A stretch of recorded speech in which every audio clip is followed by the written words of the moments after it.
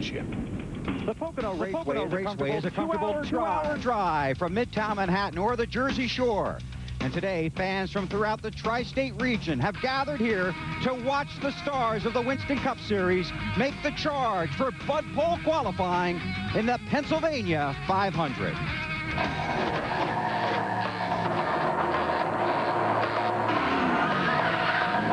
Little bump and run. And the caution is out. The track clouded in smoke.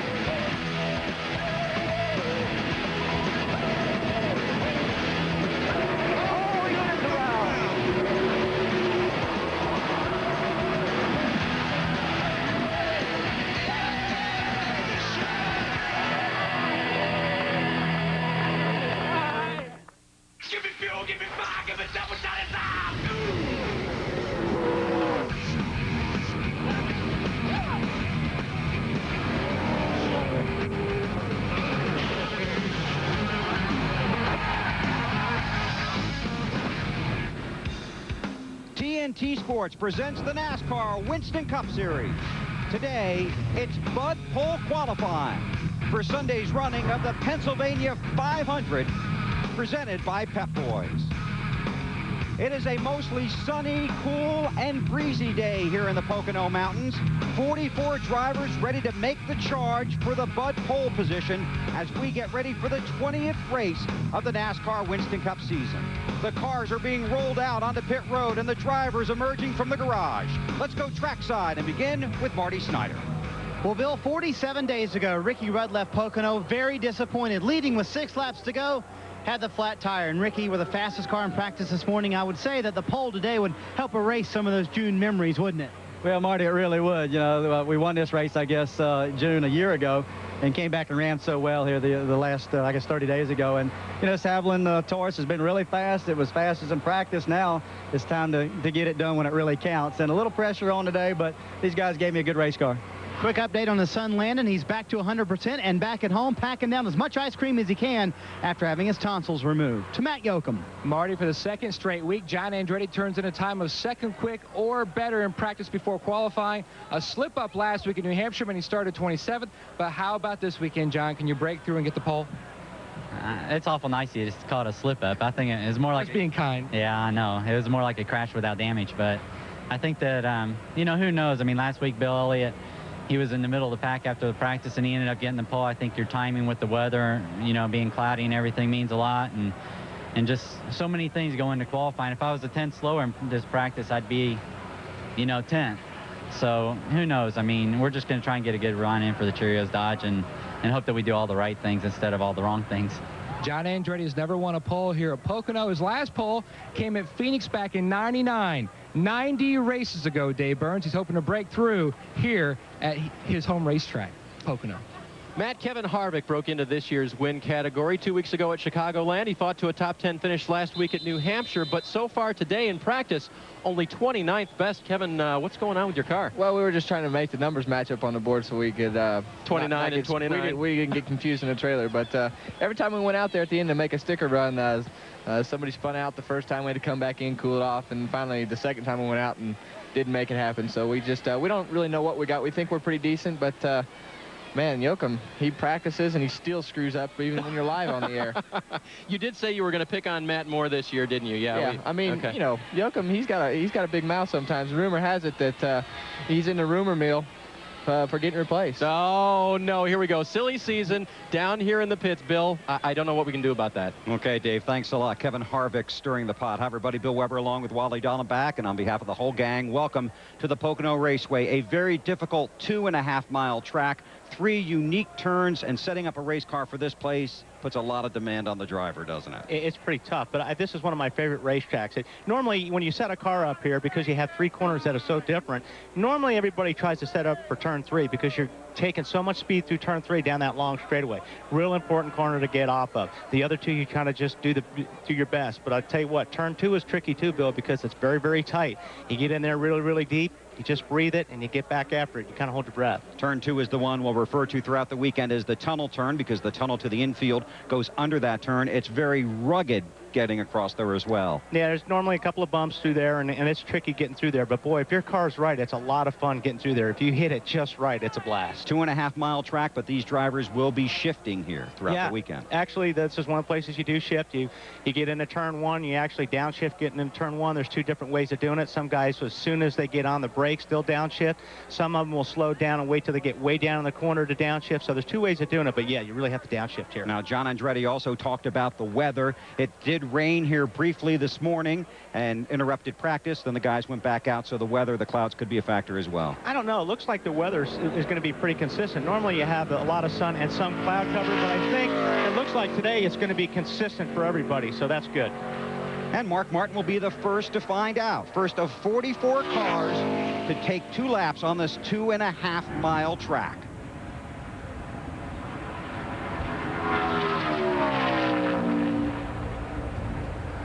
Here he comes. This will be the tunnel turn. You'll make almost a complete 2.5 miles before you come down through the short chute out of turn 3 and then begin your lap. And this is the point Wally was just trying to make, that when you set yourself up in 3, you're setting yourself up for that long straightaway on the front stretch. And I think qualifying is all right here. It's how you get the green flag a lot of times on your get-go lap. So it's real important to get through turn 3 as you take the green flag, because that's going to affect your whole lap. Mark Martin comes in here second in points, 55 behind Sterling Marlin, but he has never won at this racetrack. Down low through the first turn, now the Long Pond straightaway. The car looked really good through turn 1. He kept it right down on the bottom, and he didn't use a lot of racetrack on the exit, so he got through turn 1 really well.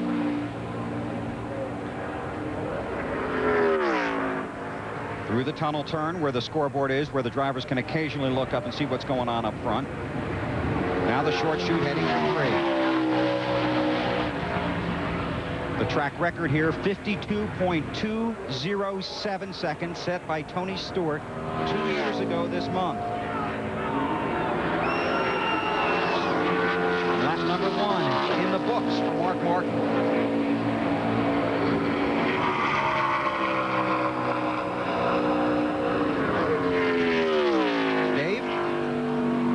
Bill, I was just wondering, as I was sitting here with Kevin, you talked about every corner being important here. Wally talked about it. Kevin, which corner for you guys has been the toughest to set up for, or that you've been working on getting through? Well, turn 1's got a lot of wavy bumps through it, and actually they call this Long Pond straightaway right here. The things have become so close that we're actually shifting twice down there too, along with the front straightaway, just to get up off of all 3 corners. So turn 1 has been the toughest for us, but like Wally said, getting up off of turn 4 is by far the most important thing, because of the straightaway is a mile long, so there's a lot of speed to be lost there or gained, and that's the main thing that you want to concentrate on, is getting back into the gas as soon as possible. So now Mark Martin shut down after 1 lap. Are we going to see that a lot today if you cut a good one on the first? Well, if you cut a good first lap, and a lot of times you can tell if you don't get in the gas and get off of turn 1 good enough, you're not gonna have a good lap anyway, because getting up off the corners here means so much because the straightaways are so long. And of course, the good thing being here during the race, you've got 2.5 miles to make up time if you bob a little bit. But during qualifying, you really cannot mess up any corners, can you? No, you gotta be on it pretty much on top of your game through all 3 corners. So if we make it through turn 1 and get back in the gas without the thing getting loose, the Goodwrench car will be good in qualifying. So I don't really know what we have. We'll just have to go out, and it'll be a surprise as much for you as it will for me. Hey, Kevin. Yeah. Pretty much on this place, because it's so big, you really have to kind of get your first lap to be your best because of the tires normally, don't you? I mean, by the time you get to turn 3 on the second lap, you pretty much used them up. Is that still true? Yeah, I mean, pretty much. Once you run so much, you want the car down so hard, and you got so much rebound and everything. Once you get the heat in the tires and lose a little bit bit of grip, it'll start to lose the front end. So, I mean, basically the first lap is what you've got, and the only reason you'd run a second one is if you screw the first one up. Now, do you need Wally to come down here and run your car again for you this year, like he did last year? That might not be a bad idea, because I told him this morning, I'm out on the racetrack going, man, I don't know where I'm at. I was all screwed up. I didn't know what the heck I was doing. Kevin, I'm on my way. I'll be down in a minute. You're staying right here. Well, as you folks know, last year Kevin did the double duty between Pikes Peak as Jeff Gordon gets out on the track here and takes the green. The double duty between Pikes Peak and coming back to Pocono. Is it nice just to do one race? It is, and that was probably our toughest weekend. And I mean, it was a late night, a long flight, and we're just glad to be concentrating on one car. Boy, is he whining or what? Good gracious! That sounds like Matt Yoakum. Kevin. Well, Yoakum. Harvick, what's this I hear about silly season? I keep hearing that you're the one in the silly season rumor mill. 4 or 5 different rides you could be going to? Well, yeah, I think I'm going to just 3 are Truck wrap Series it up. rides, but we know I'm going to drive trucks, Busch Series, and Winston Cup next year. So you can drive trucks still? Well, I guess. Actually, I think Richard's mad at him, Matt. Richard will let me. Well, he's mad at you from last week because didn't you pour the orange juice over him that wrecked his cell phone? And That's Victory Lane at Chicagoland. Yeah, I noticed you don't let Yoakum into Victory Lane anymore. Well, because you're never there, so I have no reason to go. Your hair's always hard enough, so you put enough hairspray in there for all of us. Hey, by the way, one quick question for you. A big rumor down here in the NASCAR Winston Cup garage.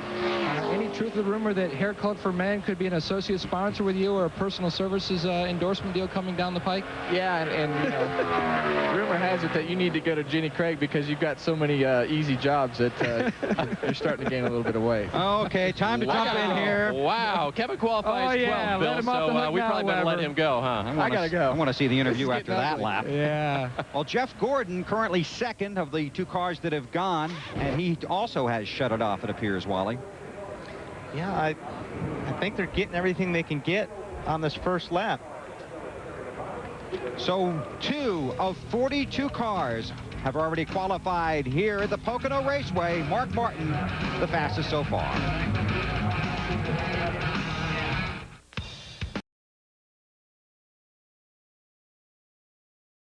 Bud Pole qualifying for the Pennsylvania 500 on TNT is brought to you by Stacker 2, the world's strongest fat burner. Burn fat, crush cravings, and supercharge your energy. By Budweiser, with the crisp, clean, refreshing taste you'll find in no other beer. This Bud's for you. And by Mobil 1. The more you know about new Mobil 1, the better it is for your car. And as you continue to watch Bud Pole qualifying live from the Pocono Raceway in Pennsylvania, Joe Nemechek on the track, coming around to complete his second lap. And he shuts it down, the first of the 3 cars to run both laps. Yeah, the second lap was quite a bit slower than the first lap. And that's been the trend so far. Marty? Yeah, you guys talking about why cars are not running the second lap. You, of course, did not, Mark Martin. Why no second lap for you and Jeff Gordon? Well, there's a couple of reasons. For me, the second lap is not quicker hardly anywhere because I have raced for 27 years, and in qualifying, you go for it, you know, when the flag comes out, and that usually means, for me, a lot of times the first lap is the one. But the water temp is the real deal. You know, around 2.5-mile racetrack like this, you know, you just you make too much heat. How was your car? My car was okay. It was okay in practice, and I backed my practice time up. Most of the guys have slowed down from practice. Unfortunately, we had sun. We were the first car out. 2 things against us. Now the clouds are in, and you know, we could have had a more favorable draw, and I could have hit a home run maybe in the tunnel in turn 3. I really I really got around 1 good, but I didn't do anything special at the other end. He said he was proud of that turn 1, but just missed 2 and 3, and you talked about it, Wally. It's always a compromise here. You're not going to hit all 3 corners the way you want to do it. Yep, that is so true. But you know, you got to be happy with turn 3, unless you really blow one of the other corners. If you know you got through turn 3 good, you know you're going to have a decent lap. And here's last week's winner, Ward Burton, went to Victory Lane at the New Hampshire International Speedway. And the New England 300, his 5th career win, and that was quite a celebration. And if you look at the nose of these cars, you'll see all the tape on the front end. That's contributing to 2 things, Wally, pinning the nose down and the overheating that Mark talked about. Yeah, absolutely. They're trying to get everything they can out of the first lap. So they've got the whole front is basically taped up. And like Mark said, what happens is the heat builds so fast when you've got the front completely taped up. water temperatures go up real quick. See this whole area right in the front here, that's all taped up. And that basically helps the drag of the car, get it through the car a little bit, or the car goes through the air a little bit cleaner, as well as putting downforce in the car as well. Ward was 28th in the practice here this morning. There was a 2-hour practice that was interrupted for about 45 minutes or so by rain, and then the cars, there's Ward going around.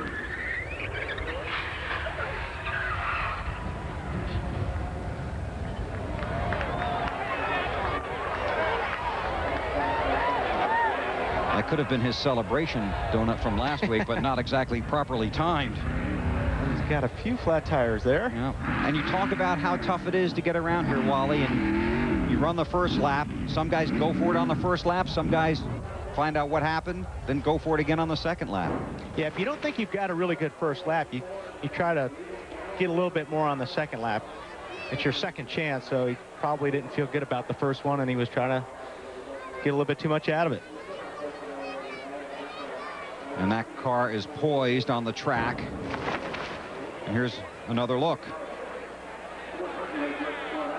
Hey, it looked like he just drifted up high, and it's real dirty, real close to that wall. He may have got that right rear in the marbles, and that was just enough to get him sideways. I'll tell you another problem down in turn 1 is if you get your car really pinned down, it's real bumpy down there, and the car will start to hop.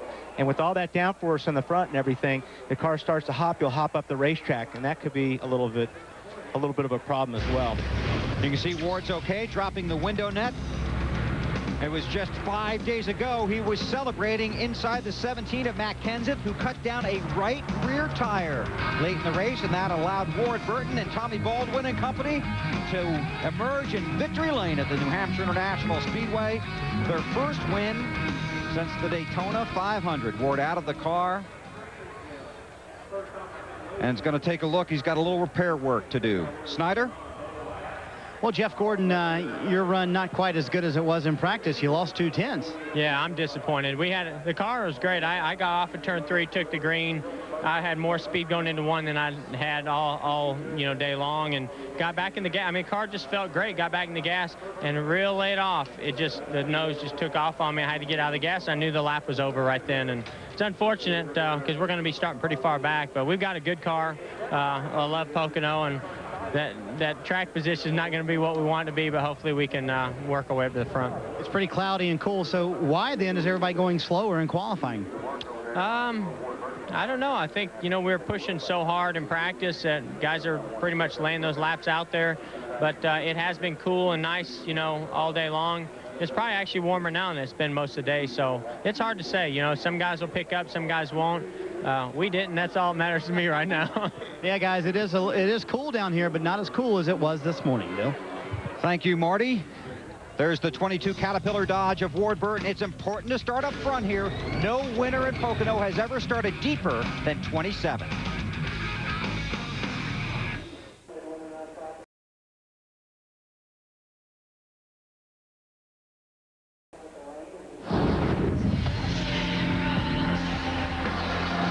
You've never seen a New York cop like this. Witchblade. Every Monday night. See an all-new episode. Mondays at 9 on TNT.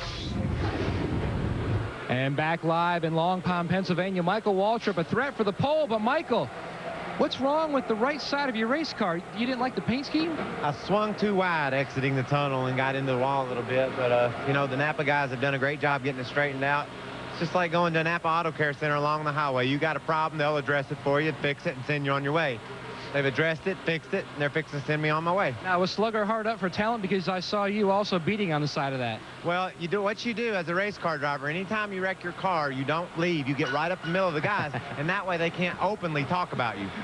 They can whisper, but they got to kind of keep it quiet if they're going to talk about, what did he do this for? So you just get in there with them so they can't talk about you. That was my MO, and I actually found myself pretty handy in a couple of instances because you got to use big hammers and hit stuff, and using something big and hitting stuff is what got us in this problem to start with. Well, track temperature has climbed about 10 degrees. Do you feel like that you're going to be able to match your time from practice? I think so. You know, you certainly are always optimistic that you will. I think as time goes along, maybe it'll cool down some. We're hurrying the best we can to get done, and our time is in the middle, so we should be able to get close to that. And that ought to be a little bit better than going early. It looks like the clouds are thickening up. That could be an advantage. But again, it could break up and get hotter yet. So you just never really know what to expect. But I'm just real proud of the team. They bought me a really fast car here. That was our first lap on the track, basically, when we ran the fast lap. And then we were working on it and trying to improve it. And I just overshot the tunnel a little bit. I don't know exactly why. I mean, I've been coming here for a long, long time, and I don't really know exactly why what happened.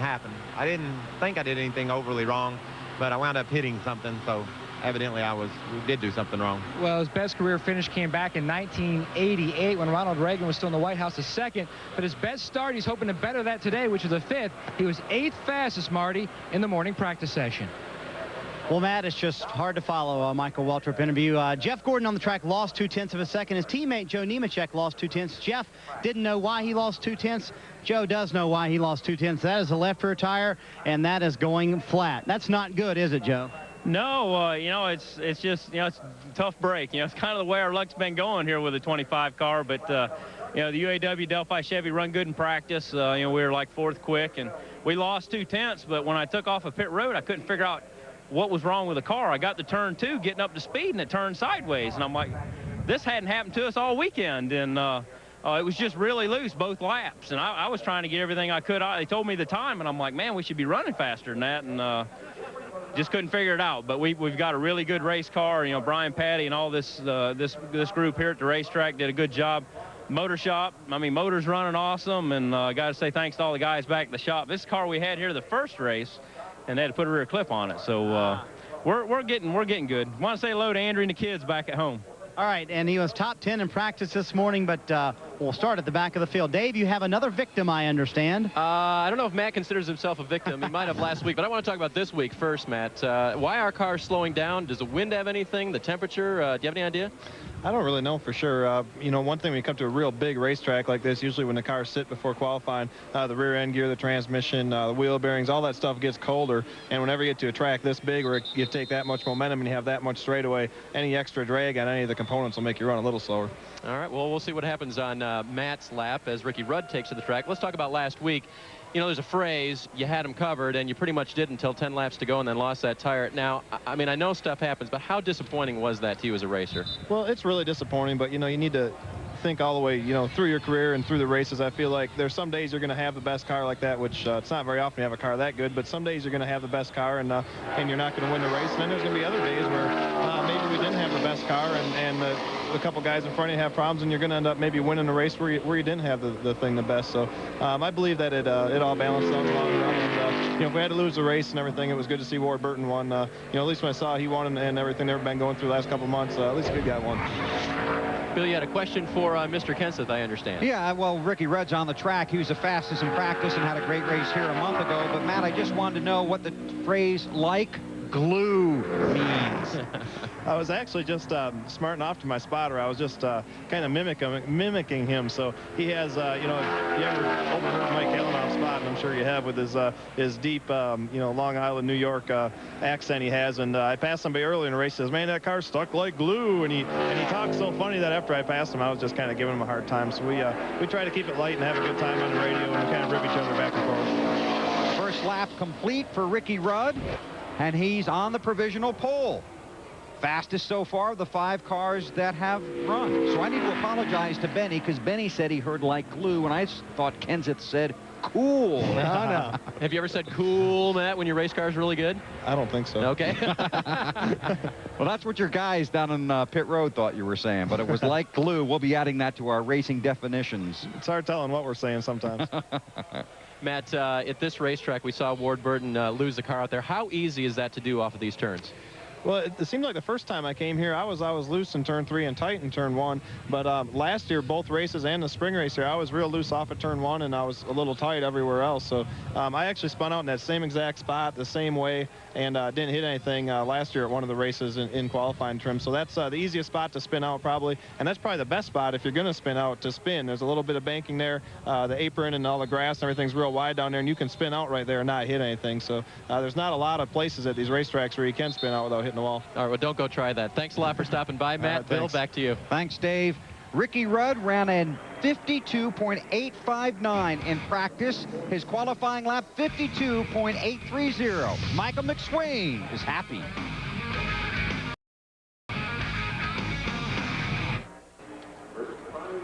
Live at the Pocono Raceway, Terry Labonte on the track, the second of his 2 qualifying laps, and after his first lap, a speed of 53.681 miles per hour, and as you can see, substantially off the pace of our current pole sitter, Ricky Rudd. It sounded like in turn 1 on the first lap, he was out of the gas for a long time. He couldn't get back after it. I don't know if he was having that problem anywhere else, but just listening, it sounded like it took a while to get back after the throttle. Terry Labonte currently 5th. Ricky Rudd currently on the pole.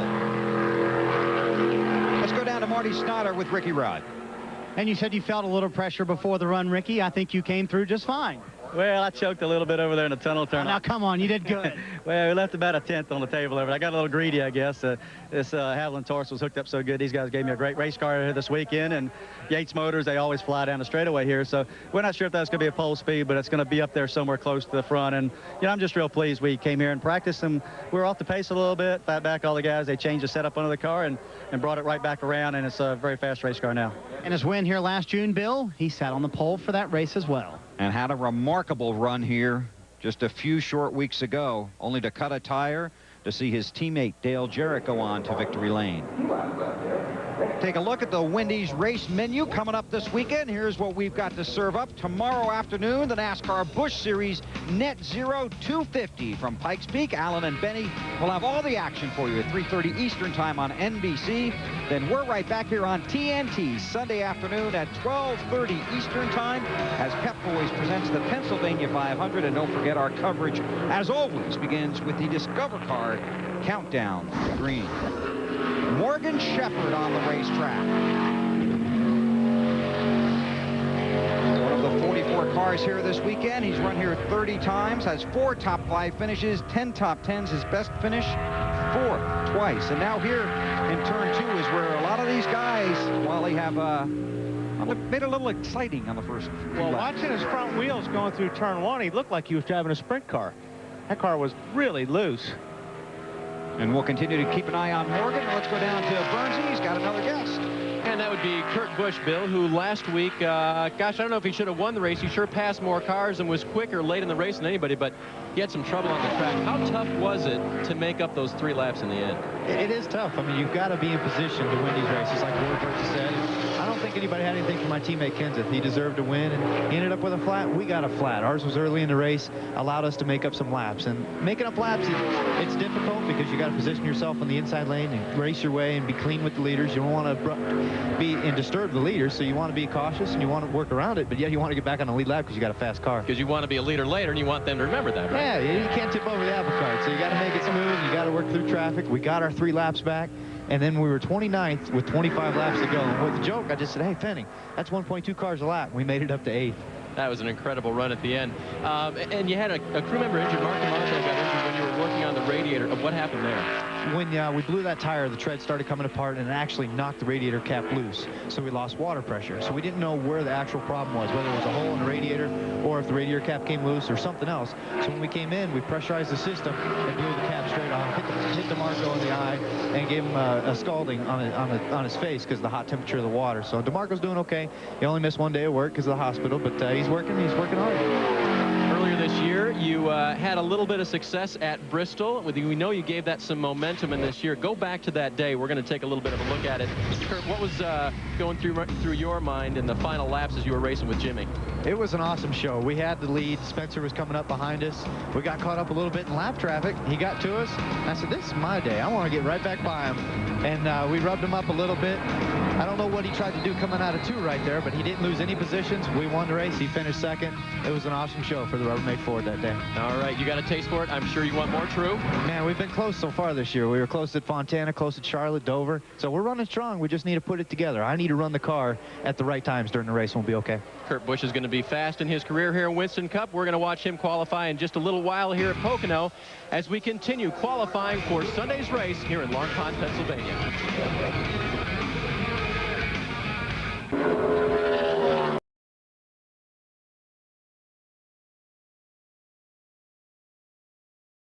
TNT Sports is live at the Pocono Raceway in Long Pond, Pennsylvania. Mike Skinner has just taken the checkered flag after his 2 qualifying laps. Currently 7 of the 8 drivers that have attempted a qualifying run. Morgan Shepherd is 8th of the 8. Ricky Rudd, the provisional pole sitter.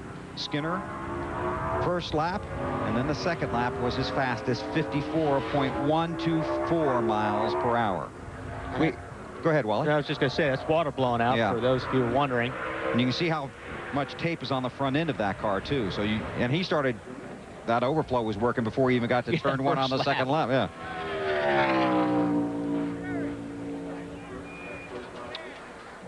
That looks like my car. It is. And you want to tell us about the front of that car? Well, as you can see, the front, that's everything is open there. So all these grills here are open. You'll probably have to put some tape on there for the race and things, but if it's really a hot day and it's a long race, you want to keep as much of that open as possible. But for qualifying, if we get to look at one of these other cars, they cover everything. Everything is covered up with tape. And here's the Ford of Jeff Burton, and you get a good look there at how they tape up the front end of the car. See how everything is completely solid. So that's why the water temperature is going up so fast. This is a long place to get around on your get-go lap as well as your 2 qualifying laps. Usually 1 lap, your water temperature's up there. And if you try to get it in the second lap and the temperature's up, you lose power. So really, that's why 1 lap here is usually the best one. And it's also an advantage to have that taped up if you can keep it cool enough, because you do get more front downforce. Right, that actually helps the car stick. It pushes the front of the car, actually the whole car, but it really pushes the nose down into the racetrack and helps those front tires grip in the corners. Jeff Burton was 21st in practice here today. His best lap in practice, 53.549, and as you can see, significantly off the pole pace of Ricky Rudd. Well, the guy in second place is 7 cents off. Right. So.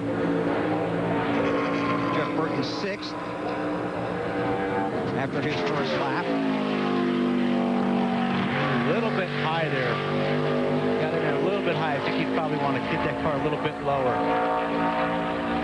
He made an interesting statement last week in Countdown the Green that he believes softer walls are less than a year away, and I talked to him about it this morning in the garage area, and he really believes that the technology is getting here faster and faster. Once you get the technology, you can learn how to implement it, and he believes at some tracks it is less than a year away, and that's good news for drivers and for race fans.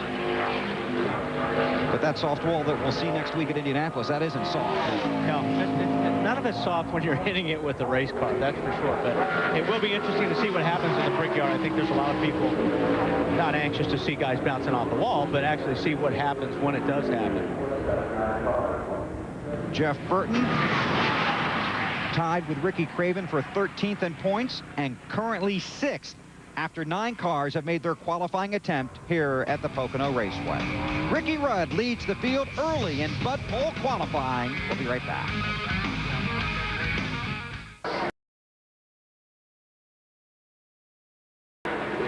And welcome back to Pocono, where qualifying continues for Sunday's running of the Pennsylvania 500. We want you to log on to NASCAR.com for our TNT Race Talk quick vote question. Which driver has the best chance of catching point leader Sterling Marlin for the 2002 NASCAR Winston Cup Championship? You can log on and click on your favorite driver there. Is it Martin, Johnson, Rusty, Gordon, Rudd, or maybe somebody else? And we'll let you know how that poll comes out. This is Derek Cope making a rare appearance here in the Winston Cup Series. 44 cars are here, 43 spots. Derek trying to simply get in the field, and he's currently 9th of the 10 cars that have gone. So Derek Cope in the 37 car, 9th out of 10 cars. Ricky Rudd still sitting on the provisional pole. Let's go down to the garage area and Matt Yoakum.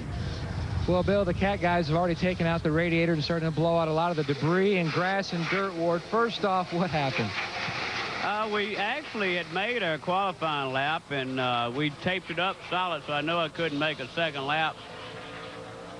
And I didn't learn something that I was taught about 15 years ago, that when the car is really loose, it's not going to get any better, and I shouldn't have run through 1 and 2 like I did, and I think I just lost it.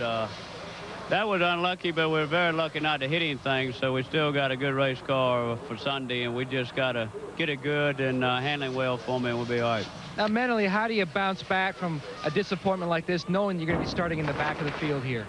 Hell, we started back of the field everywhere, so it doesn't matter. That's Ward Burton. He's never won here. He hopes to change that and win back-to-back this week, New Hampshire and Pocono. And now Tony Stewart on the racetrack. He was 7th in the morning practice session.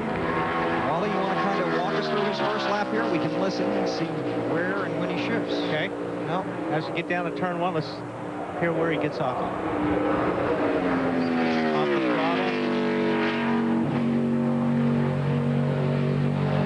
Well, I didn't even hear a downshift No, there. I didn't either. He may not have downshifted. So some guys do shift and some guys don't. Yeah, some guys, if you've got enough motor and you can keep the momentum up, there will be guys that don't shift and qualify. That's for sure. It sounded like he did. Another tunnel turn. See some guys get loose right about there. Depending on what gear you're in, a lot of times when you downshift, if you carry 3rd gear all the way around, you see some pretty scary RPMs getting into the tunnel turn. I mean, you'll see 92, 93, 9400 RPM. That's a lot of RPMs, but try not to tell your motor guy that. You know, hit that little red button on your tag. Oh, what's the turn? Oh, we're fine. 9,000. After his first lap, currently 4th, Dave Burns has Johnny Benson on the wagon down there. Johnny, you think he is shifting out there? Oh, I'm sure he is. Just getting into 1. He'll probably downshift just a little bit. It's very hard to hear him downshift. You can usually hear it upshift, but I'm sure he is. Johnny Benson back on the wagon here, joining us at Pocono after a 2-race hiatus. I know you're just glad to be back in the race car, aren't you? Absolutely. How do you feel? I feel pretty good. You know, the Valvoline guy's been doing a tremendous job. Jerry's been driving the car, Mike Wallace, and they did a great job. I mean, Jerry ran really good up at Loudon. I was pretty happy to see that. So let's go out there and do the same thing. Your first wreck this year that put you out for 6 races, and then the second wreck for only 2 races. How were the ribs injured differently, Johnny? Well, I mean, I wasn't quite out for 6. I was only out for 3. But it's so this way I'm only out 2. The one that was broken in the back was bad because it didn't allow you to bend over. You couldn't bend over. You couldn't put your shoes, socks on, clothes on, stuff like that. But in this particular case, it hasn't really hindered a lot of things. I mean, obviously it still hurts, but it hasn't been as bad of an experience, I guess you could say, as the other. And what did you do to your seat, Johnny, in the race car to help protect them or to support you differently in your race car? We're not sure exactly what to do. I mean, we've got Rantley Joy's seat, which is a great seat, and I wouldn't change. And you know, the guys are just saying just hitting the wall too hard is probably the biggest thing. Now, we did add a little bit of a rib support to it, but don't know if that's going to create any problems or be better or worse. I really don't know. I mean, we're going to try to do some tests and look at the car and find out exactly, you know, what happened or what we can do to do a better job there. But outside that, we got everything in the car the way, you know, the way the safety guys want it and everything. So we're just kind of baffled that, except for just hitting the wall a little harder than what we'd like to see. Yeah, you never want to do that anywhere with these cement walls. Well, Johnny Benson, thanks for being with us here. We're glad to see you back in your race car. Good luck on your qualifying. When you're 5th in practice, so looks like it'd be pretty good. Yeah, we're looking forward to it. I mean, I think Valvoline Pontiac run a pretty good lap, and we just got to go out there and see what happens. All right, we'll see what happens. Tony Stewart finishes his run, picks up a bit. We'll be back with more here at the Pocono International Raceway when we return.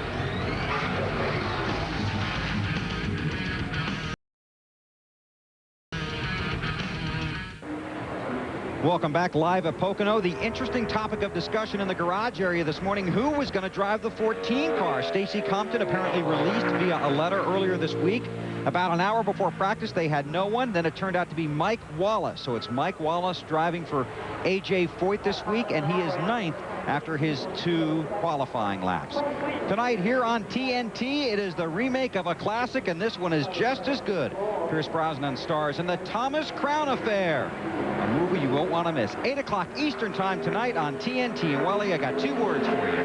Rene Russo. Rene Russo, that's an older French open-wheel driver. Right? No, you need to watch the Thomas Crown Affair, and you'll find out who Rene Russo is. That's tonight at 8 on TNT. Kevin Harvick. Matt Yoakum's new best friend on the racetrack. He's hanging on there. That's where I tell you the bumps get the car out of shape. Is that white out knuckle of shape time? there. White knuckle time? Yeah. How's it go? And now the tumble turn, so it doesn't get any easier here.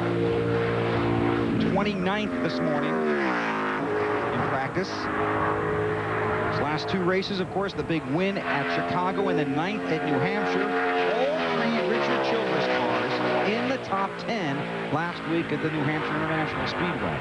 After just 4 top 10s in their 51 combined starts leading up to that. Well, actually, that's an indication that he's turning around. Here's Harvick to the line to complete lap number 1.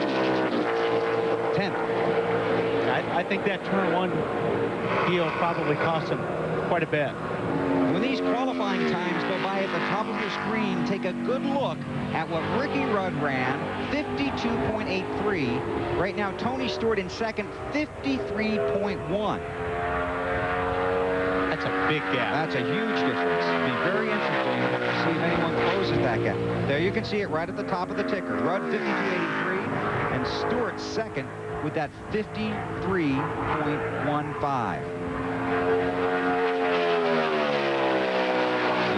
Nobody's really done much on the second lap. Although this looks like it may be a little bit better for Kevin. If he keeps getting through here, turn 3 decent, this may be a little bit quicker. Down to the line and the checkered flag.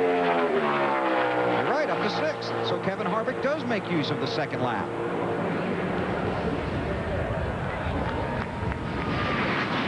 All right, let's go down trackside where Marty Snyder is supposed to be doing interviews, but is signing autographs from my understanding. I'm not signing autographs, Bill. Tony Stewart is signing autographs. And this is one of the neat things at Pocono. They have a fence that goes into the garage area, and Tony gets to sign autographs for a couple of hours.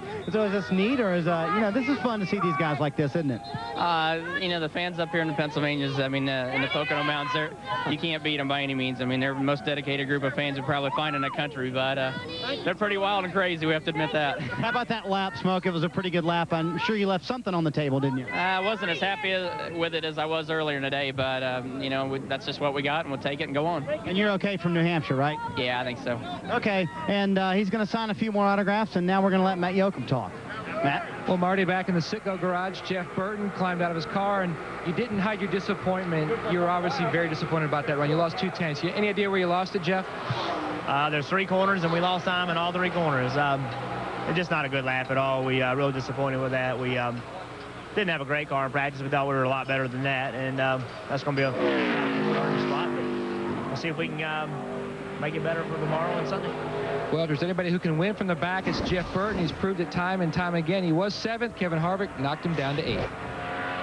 And on the track, Elliott Sadler finished 10th last week in New Hampshire. Had a spectacular run. Talked to crew chief Pat Trice this morning. He said the car just got too tight on them late in the race, and he wanted. Boy, he got a little loose there, didn't he? Yeah, it looked like he got through turn 1 really good. Looked like he had to catch it a little bit through 2. Keep an eye on it. 3 here. He's got the car down low, right where you want it. It looks like he's getting it down where he needs to get it. 25th in practice today, and 8th after his first lap. But their car last week at New Hampshire just got too tight late in the race, and they wanted to bring the car home for a finish. And that's kind of one of the reasons Elliott dropped so far back to the 10th place finish. It's still a top 10 for him, and that's very good for these guys. Another example of the front end being taped up. Yeah, everybody's fully taped to take advantage of that error. Elliott Sadler on the move after this season, leaving the Wood Brothers team. You can fill in the blank as to where he might be going in the garage. A lot of people have written Yates in there. But we'll have to wait and see. 14th car on the track of the 44 here at Pocono. Second lap for Elliott Sadler in the books. And he remains 8th. 53.678 seconds. And And let's make another visit to Coach Burns in the wagon with last week's winner, Ward Burton. Well, and you know, you might say, well, we've already heard from Ward today, but he was done with his qualifying run, so he came up, thought he'd watch TV here. That's something you and Jeb like to do, right? And Sarah, sometimes just sit around and watch TV, and qualifying's a pretty good show. Every now and then, it seems like I watch more cartoons than the other time when I'm sitting back with Jeff, but what a great effort for the Cat team last week. Today, we're real loose on that first lap, and the driver forgot something that was taught to him a long time ago. When the car is real loose, it's not going to get any better, and I still ran through 1 and 2 and lost it, but was lucky not to hit anything. So I wrote that down so that I don't ever forget that if I ever get out on the track. So I've made that mistake more than one time, so maybe that'll be the last time I make that mistake. Hey, how good are you and Tommy Baldwin working together? I mean, last week you were in the right place to win the race. That's all you really have to do, and then just hope that if you're not leading, other guys make mistakes. But you and Tommy are working great. We work good together. I mean, he's a go-getter and I'm a go-getter, and I don't think we leave any stones unturned together. My whole Cat crew right there, they'll have my car fixed here in an hour or so. You know, we win and lose together at the same time. We don't take losing very generally, and so sometimes our emotions get carried away, but at the end of the day, we're still on the same team. We're still focused on being successful together, and we're not have to be reminded of that. Now, Tommy, of course, is going to be the owner crew chief for a 3-race deal with our Wally Dallenbach. Now, do you think he's going to get some bad habits from Wally? I mean, how's that going to work? I tell you what, I hope he makes Wally fly, because I know Wally's a good race car driver, and I hope it works out great for him. That's my teammate. Well, I guess for 3 races, technically, he would be. Does that help Tommy? I mean, he's working with Wally, but does that help Tommy to run his Busch car? Well, I tell you what, when we have run the Busch car together in the past, it has helped their Winston Cup effort. When Wally will be able to give Tommy some good feedback and vice versa. What they learn, we will apply for the next day on the 22 car, certainly. All right, one of your Dodge compadres here just had an excellent lap out there. Bill Elliott fast in practice. Bill, he's fast again in qualifying. Yeah, you're exactly right, Dave. He was third in practice and now currently sits on top with a lap of 52.815. Able to nick Ricky Rudd, bump him back to second. And he's still in the green on the second lap. Yep. Green is good, red is bad. Through the tunnel turn. Wally, tell me what looks the difference of that red car and my yellow car when I was making my lap. It's still going. Okay. Yours looked a little bit more loose than that 9 car right now. Yeah, he's really digging with that front end, you know. A lot of times you couldn't see the back end be loose. It's from the front end pushing the car back.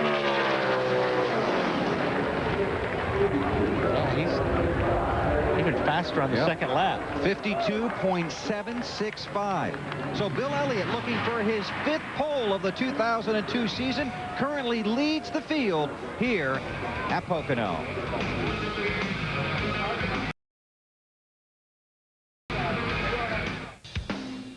Bud Pole qualifying for the Pennsylvania 500 on TNT is brought to you by Lamisil Tablets, by Wendy's. Race through Wendy's late night pickup window where you can eat great even late. And by Suzuki, makers of innovative motorcycles and all-terrain vehicles. Visit your Suzuki dealer and see the complete award-winning lineup today. TNT Sports is live at the Pocono Raceway in Long Pond, Pennsylvania. 44 cars making the dash for the Bud Pole. Getting ready for Sunday's running of the Pennsylvania 500. 16 cars have attempted the run so far. Bill Elliott is currently the fastest, and just moments ago, Kirk Shelmerdine lost the edge on his car and backed it into the wall. And you saw an example of what happens when something goes wrong here at Pocono, Wally. Yeah, he got behind on the steering big time. It sounded like he was off the throttle for a long time and really jumped back in the throttle. And that is what you get. Now, step back from the screen and listen.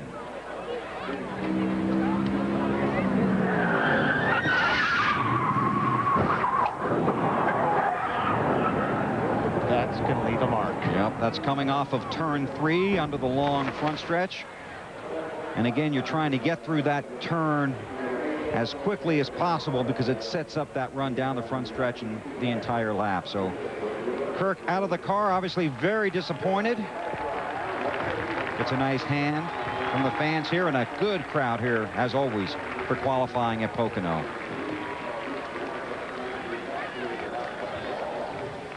Our current pole sitter is Bill Elliott, looking for his 4th pole of the season. It could be his 5th pole here at Pocono. Let's see. Bill? Or Marty. Marty, I'm going to talk to Bill. You're Bill. This is Bill. You got to quit whipping up on these young guys on Fridays, Bill. What are you doing? And you might get another pole here. You were on the pole last week. Well, there's a lot of good cars left, and that, that never counts till this deal's over. And I'm old enough to realize that by a long shot. But, I'm just proud of the guys. Like I said last week at Loudon, these guys have really come a long way and really put some good equipment under me the last couple of months. And it's been a lot of fun driving this number 9 Dodge. Did you not know you had the pole in the first lap because you just really went for it on the second lap and you got even more out of it? Well, you never know in this sport, and I just felt like that, you got to do what you got to do, and I felt like we just keep digging. The car temperature-wise was okay, so we just kept hammering it out. And they have, if he holds on, it would be 9 top 10 starts in the last 10 races, and Billy's a 4-time winner here at Pocono. And back in 1985, just a little over, 17 years ago, Bill Elliott went to Victory Lane, and again in July of 1988, and backed it up 1 year later in 1989. Bill's had a lot of success at this racetrack. His 5th Pocono pole would tie Ken Schrader for the all-time most poles here at Pocono. Would be his 4th of 2002, and that would lead all drivers. Matt? Well, Bill, Kevin Harvick, always the rebel, and being a rebel in qualifying, going for that second lap, paid off. You were faster. Yeah, I mean, in practice we were faster on our second lap too, and I think some of that has to do with my inexperience here. This is a tough racetrack to figure out which end that you need to be the best on. We've been having trouble getting through the bumps in turn 1, and we were a little bit free off of there and just a little bit tight in turn 3, but other than that, it was a good lap for the Jim Goodwin Chevrolet, and we'll take it. That's better than we usually qualify here, and this is one of our weaker points on the schedule. Now, you were kind of talking to Gil, debriefing your lap, and you were talking about, oh, thank you for the autograph. We'll put that in the next eBay auction for charity. But you were talking about, you're very animated about how each corner here is so tricky for you. It is. I mean, each corner is a little bit different. Turns 1 and 2 is not like a 180-degree corner where you come back. It's kind of a partial corner, and it's really bumpy on the bottom, so you can go high or you can go low and try and get through the bump. So, but you still need to get off the corner and get down the straightaway, and then you get to the tunnel turn, it's flat and it's one groove, and then you come over here and you drive it off into nowhere and have to get down this long straightaway. So it's a unique racetrack, but one that I struggle with a little bit. Well, Kevin Harvick trying to better his 15th place finish, and that'll be a winner in charity for somewhere. That'll go to Kyle Petty's Victory Junction camp for sure. That's Bill. Very, very difficult to read, but it's Kevin Harvick's autograph, and next time you're looking for it, that's exactly what it looks like. Kevin Harvick currently sitting in the 7th position of 16 cars that have qualified.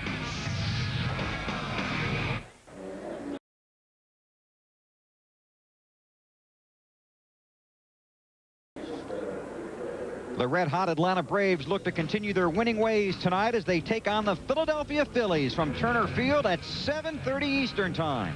It's Major League Baseball's best on TBS. That's later tonight. And the Braves are playing some great baseball, big league in the National League East. We are waiting for the track crews to clean up after the incident involving Kirk Shelmerdine. He's out of the car. The car is on a rollback, but they're cleaning the track. So let's go back to Dave Burns on the wagon with Ward. And we are just hanging out here for a little bit longer. You're going to get over and help Jeb run a quarter midget here on the property tonight, so you can't stay all day, can you? No, I can't. I'm excited about that. He does a great job. Now, how many times has he raced this year? He's raced 3 times this year. He's won 2 of them, and the other time we let him down mechanically, so he didn't have anything to do with that one, but he's a go-getter out there. So he'd have some tips for Wally then when he drives Tommy Baldwin's Busch car? No, I'm learning from him every time I go out there, so maybe I can give the tips I learned from Jeb to Wally. How about that? There you go. What do you think, Wally? You going to take those tips? I will take any tip, but I want to know more. We talked earlier. What is it that makes Tommy Baldwin angry? Oh. I don't want to do that. Oh, well, I guess the worst thing that can get under Tommy Baldwin's skin is when the car is not performing well, or it breaks, or somebody didn't do what they're supposed to do. You know, he's a good leader. At the same time, he can get a little emotional at times, like all of us, but he's a good fellow, man. He works real hard. I'm looking forward to it. The second question is, see my car sitting there in front of you? They told you that was my car, didn't they? The TNT car? This one down here. Oh, yeah, I've heard about that. That's the one that's got the spare seat in it, right? Yeah, don't you think they should have my name on the roof? His name Definitely is not NASCAR. so. I mean, because they have been publicizing that you are the brains behind the TNT organization anyway. They haven't been publicizing that. I know that. I mean, what have you been reading? Well, I mean, every time we go to a show, they're talking about Wiley's expertise behind the wheel and kind of giving everybody, the fans and all, a little bit of feeling of what we're going through. So they should put my name on the roof of the car, at Exactly, least. I agree. Ward, it rhymes with brain. I'm not going to even go there. No, I wouldn't touch that either. I don't get it. No, okay. So what are you going to do with the rest of your day? You're going to go help Jeb and then race on Sunday. What's your outlook given where your car was for that one lap? I think, you know, we have struggled qualifying a lot this year, but the car felt racy. I know that doesn't mean a lot right now, but I feel like the changes that we did from qualifying to when I did make qualifying, we just went overboard. It was my mistake over there, and we just got to work hard and get in track position, get the car to handle as best we can, and be there at the end of the race, not break, not wreck, and see what we got to do. Oh, and you proved last week you don't have to start up front. Bill, what is this I hear that Tommy Baldwin is probably not upstairs, but down with one of our pit reporters? He's eavesdropping somewhere. He is. What did we say? Car owners know everything. Hello, Tommy. How are you, Bill? How are you? Oh, not very good right now. Yeah, well... You're mad at Ward, aren't you? Yeah, you're not mad at Wally yet, are you? No, that's why I got to get a different driver so I don't have to get mad just at Ward. Wait a minute, he just went to victory lane for you last week. You're only as good as the last race, and Friday starts over. Wow. How about your new driver? We're excited. You know, it's good to get Wally back in the race car, and hopefully we can put together a real good team for him and be successful for those 3 races. He wants to know what makes you mad. Yeah, well, I was asking Ward what makes you mad. Ward Burton. Well, that's good. Let's keep it that way. Yeah. He's still up here, Tommy. Does he know that? Wiley, keep on complaining until he gets it just right for you. Then you know you can go to. Then he'll be smiling when we get it just right. Keep complaining, and it ends up like the second lap in qualifying there. Yeah, about like the last lap at Loud Lap. Yeah. Now, Tommy, though, that's true, though. You guys really, over the radio, it's pretty animated, isn't it? But you get along at the end of the day? Well, I mean, we're just fighting for so much and fighting for everything that we can possibly get out of these race cars. And, you know, Ward is a competitor, and so am I. And, you know, we try, you know, every day to try to get better. And it gets frustrating when we don't get better, and that's our biggest thing. We're always fighting. But, you know, Bill Davis Racing's a great team, and I'm happy to be part of it. Well, you got a great team yourself, and we look forward to seeing you with working with Wally for those 3 races. Are you excited about it? Oh, yeah. We're, you know, we've run about 3 races with the Tommy Baldwin Racing team and had some success. So we're going to give them some good race cars, some good horsepower, and we got a lot of help from a lot of different sponsors coming up. We're going to announce hopefully in the next week or so. But you know, Wally and the rest of the guys, you know, we're really pumped up. I just want to get Wally some good finishes here. Well, Tommy and Ward, congratulations on your win last week, and best of luck here in the Pennsylvania 500 on Sunday, and thanks for taking time to join us. Thank you, and I really do hope that Wally runs well, or Riley, you're going to learn about Tommy Baldwin. I'll do my best. I'm looking forward to it, but I think it's going to be great. I think he's got a great team, and looking forward to working with all you guys. You're going to do great, man. We'll be right there to help you, too. Thanks a lot, you guys. The drama in that story will continue to unfold. We're waiting here for the next car to roll out as they continue to clean the track at the Pocono Raceway in Pennsylvania. Kirk Shelmerdine coming off of turn 3, backing it into the wall. You're watching NASCAR on TNT.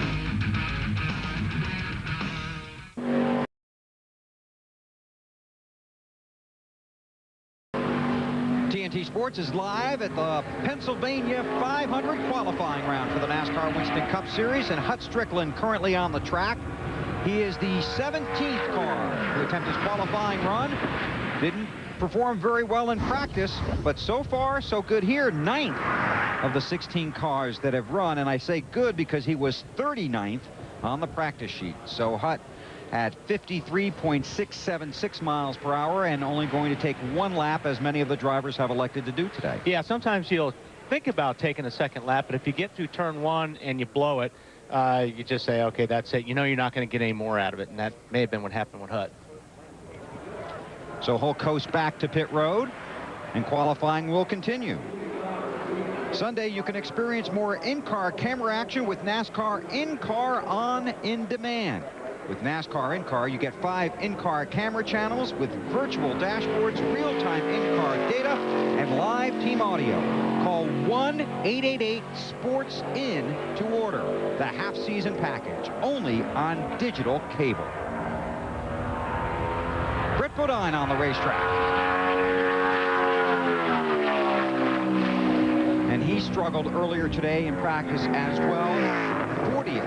And that didn't sound too good right there. No, that's his get-go lap, so you kind of give him that.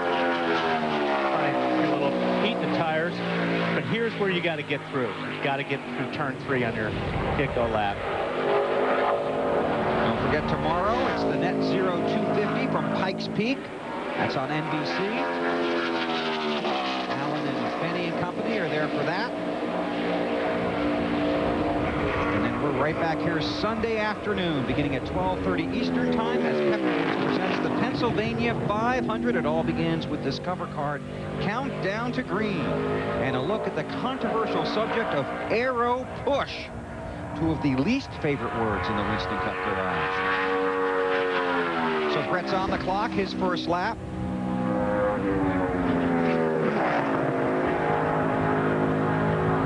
Just 2 top 5 finishes and 31 starts for Brett here at Pocono.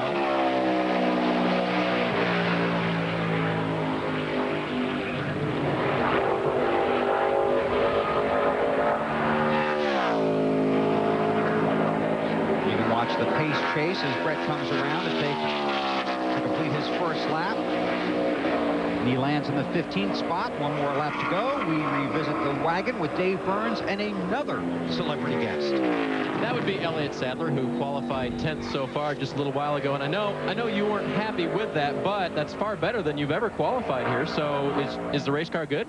Yeah, I think we got a great race car. Same one we had here the first race. But Pat and the guys took it home, massaged on the body a little bit, redid some stuff in the front end to try to make it work better on a flat track. And we were very good in practice. I don't know what happened in qualifying. I thought I was fast. I was loose, which usually means you're pretty fast, but just missed it, I guess, a little bit here, there, and everywhere. With 3 different corners, you can only miss it a little bit, and it adds up a lot here, but we'll be okay come Sunday. It's a great driving car, so we're looking forward to it.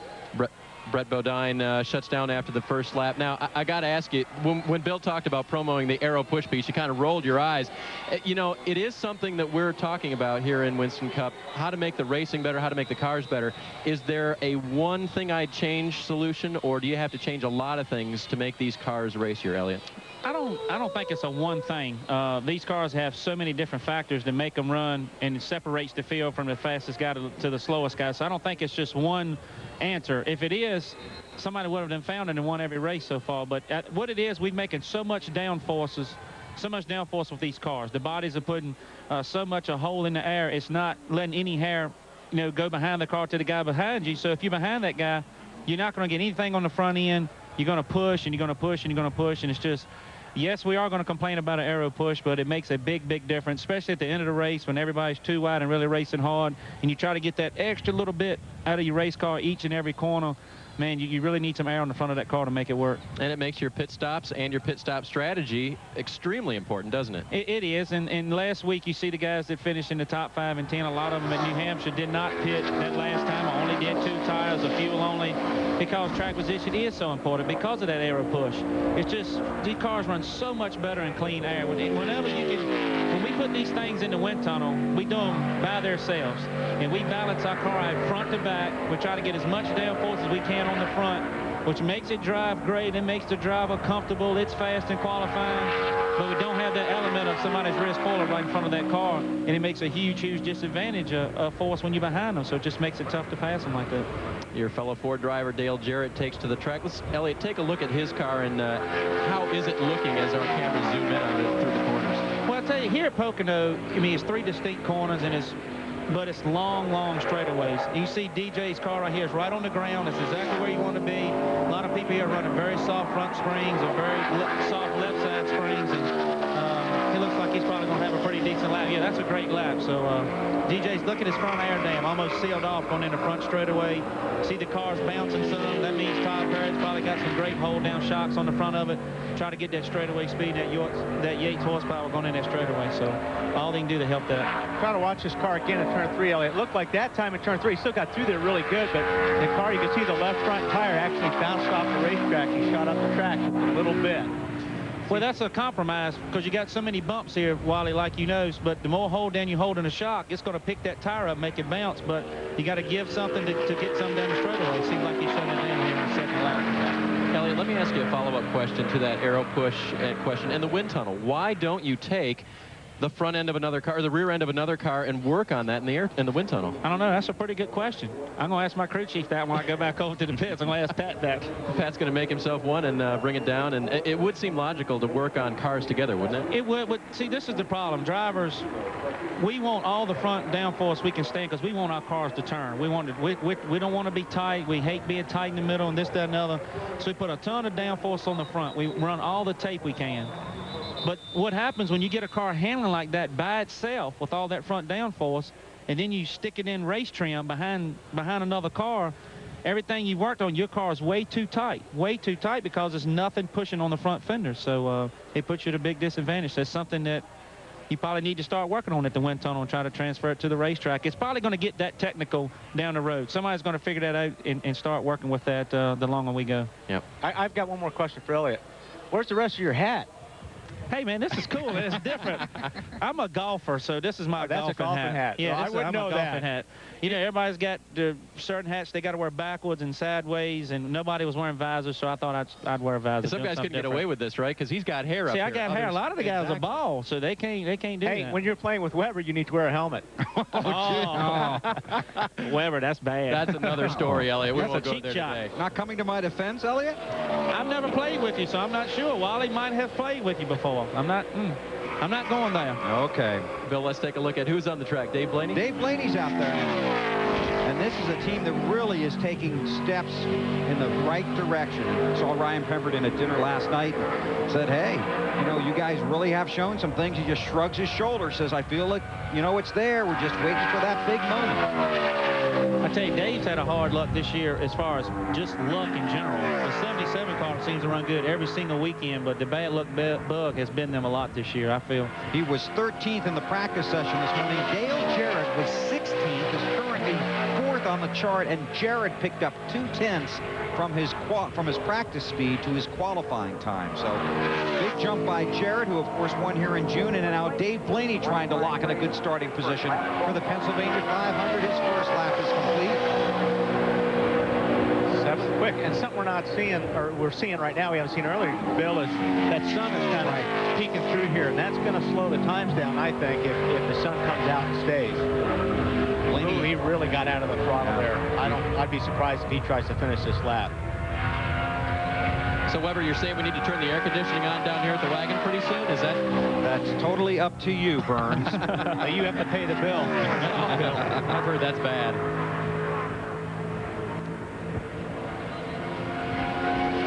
So far, it's Bill Elliott, Ricky Rudd, Tony Stewart, Dale Jarrett, and Mark Martin, the top 5. Joe Nemechek is 6th, and Dave Blaney, the man you're watching now, 7th. Little wiggle there, out of 3. Still a good lap. Yep.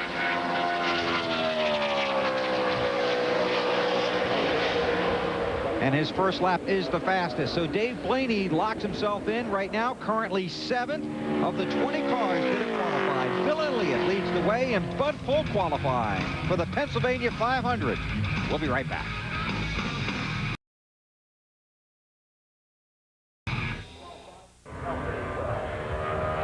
Steve Park on the track for his second lap of qualifying here at Pocono, and somewhere in the garage area between practice and qualifying, Dale Jarrett's car found a lot of speed. You found 2/10 of a second. Now, we won't tell anyone. Just tell me, you know, where'd you find all that speed at, DJ? You probably have to talk to our engine guys and chassis guys. They worked on it the whole time, but we made some adjustments, and obviously when you go to qualify, you like to think you can pick up a little. Could have picked up more than that, but I missed turn 3 down here totally, and that cost us a good bit of time. I would just venture to say probably a 1/10 and a half or 2/10 that I lost there, but that'll get us a decent starting spot, and that's all we need is 500 miles, and got to be there at the end. Boy, DJ, last week looked like you had one in the bag there at the end of the race, and then it just car got too tight on you there at the end? Yeah, I got a little bit tight there and just lost a little grip, but can't take away from Ward Burton. I mean, his car came on, and he did a great job there. And, when I had a lead, I'd passed Elliott back. I thought I might have a good chance at that time, but still a good run for us. And last June here this year, big win for you guys, DJ. Was that the momentum turner for you guys to kind of turn the season around? Because since then, things have been really good for you guys. Yeah, I think so. This has always been a place that we could come and kind of cure our ails. Whenever we're not doing well, this can be a good place for us. Horsepower obviously is a big factor here. You have to handle good, and you have to have a good downforce package, but getting down these straightaways is what it's about, and that's always good with Doug Yates doing the engine work. So, but this is a big turnaround for us. Hopefully it'll kind of continue for us, because these next 2 weeks can be big weeks for Ricky and myself. And Matt Kenseth takes the green on the track. Now, Ricky Qualley says that if you play golf with Weber, you need to wear a helmet. I don't understand that, do you? No, I just stand behind him in your Yeah, exactly. Yeah, that's all you got to do. And don't be near him when he hits a bad shot, right? That's when you need the helmet. A lot of the same things. That's when you need the helmet, when the clubs are flying. Yeah, well, DJ and I would take on you and Elliott Sadler in a 2-man tournament. That sounds good to me, Weber. As long as I have DJ on my team. I'm ready for that. Yeah. You ready for that? We're ready for that. Okay. Elliott, you ready for that? I think I'm ready. I love a challenge. All right, that sounds good to nobody me. picked me? Huh? Well, nobody picked. Well, the thing about Marty Wally, is in this draft, No, you're the I last pick, buddy. I get you, Wally. Yeah. Marty puts himself in as an 18 handicap, but it plays to like a 12. That's the big thing with Marty. Okay, let's update a few things. Steve Park with an outstanding run, currently 4th out of the 22 cars that have gone. Matt Kenseth is only going to make 1 lap and then shut it off, and he is 9th after that. And he really was very happy in the garage area this morning, along with Robbie Reiser. Disappointed in the fact that they did not win last week, but happy with the way their car performed and as strong as it was. So he's looking forward to good things they're hoping for this week and again next week at the Brickyard 400. Led 77 laps last week and still ended up 33rd, and that's called driver heartbreak. Now let's just recap the Wally Dallenbach situation here. You are leaving us in certain situations to go compete with these guys in the Busch Series, huh? Yes. Yep. So we put a 3-race deal together with Tommy Baldwin. Pepsi is going to sponsor the car. We're going to run Michigan, Charlotte, and Phoenix. So, yeah, I'm looking forward to it. I'm looking forward to getting back in a race car. Okay, well, we're looking forward to it. Best of luck to you. Thank you. Snyder? Well, how about the run for Steve Park? And it looked like a wild lap. Looked a little hairy out there. Was that true behind the wheel? Yeah, it was. I want to thank good Lord for a good lap. I mean, this Pennzoil team has struggled in the past, but, I was loose in one. I was loose over the tunnel and loose in the last corner. And I came on the radio and said, it was loose, but it was perfect. So, I just want to thank this whole Pennzoil team. Paul Andrews and Dave Charpentier did a good job. Steve Meal has been working with us all week, so we're grateful for that. But our engine tuner, Richie Gilmore, I mean, he's our head engine builder, but he's tuning on the Pennzoil car this weekend, so we lowered him down to an engine tuner. But does he get reduced pay this weekend? I doubt it. He probably get double pay for working on this team. So just all these Pennzoil guys did a great job, and just real thankful we picked up from our practice time. So that's what we need to do. So we have a long way to turn this team around, but we're starting to do that right now. As we found out, loose is fast if you don't push it too hard like Ward Burton did. But, hey, guys, in the booth, it has gotten a lot cooler down here. And you can really notice it when the wind picks up. It is much cooler, and I'm sure that's cooling down the racetrack and speeding up the times. Yeah, we thought the sun was coming out, and then all of a sudden it went back in, and you're right, it has cooled down. So that is going to help. Here is Steve Park's DEI teammate Michael Waltrip. One note on Park, he had the biggest smile in the garage area this morning. Very happy with the situation. There was an excellent article on him at NASCAR.com this week about how he has readjusted his focus as for his future. You might want to try and click on that and check that out later today. Right now, Michael Waltrip, who was 8th fastest in practice earlier today, 3rd in a car that has already brushed the wall, and the team went to work on it, and now Michael 3rd on the chart. That's when you really know your guys are busting it for you, don't you? Yeah, that's a good lap. The car looks really good. Too sharp, too, both those times. A little bit loose the first time, and that time there he had a nice four-wheel drift going. So he's real comfortable with the car to be able to drive it like that. Currently third, trying to see if he can improve it. Michael Waltrip on his way to the checkered flag to complete lap number 2. Let's see. No, first lap is fastest. First lap, 52 point. Oh, check it out. Second lap is fastest. A little bit better. Yes, you're right. 52.889. So Michael Waltrip, second lap is fastest. Currently third, trailing Bill Elliott, and Ricky Rudd here at Pocono.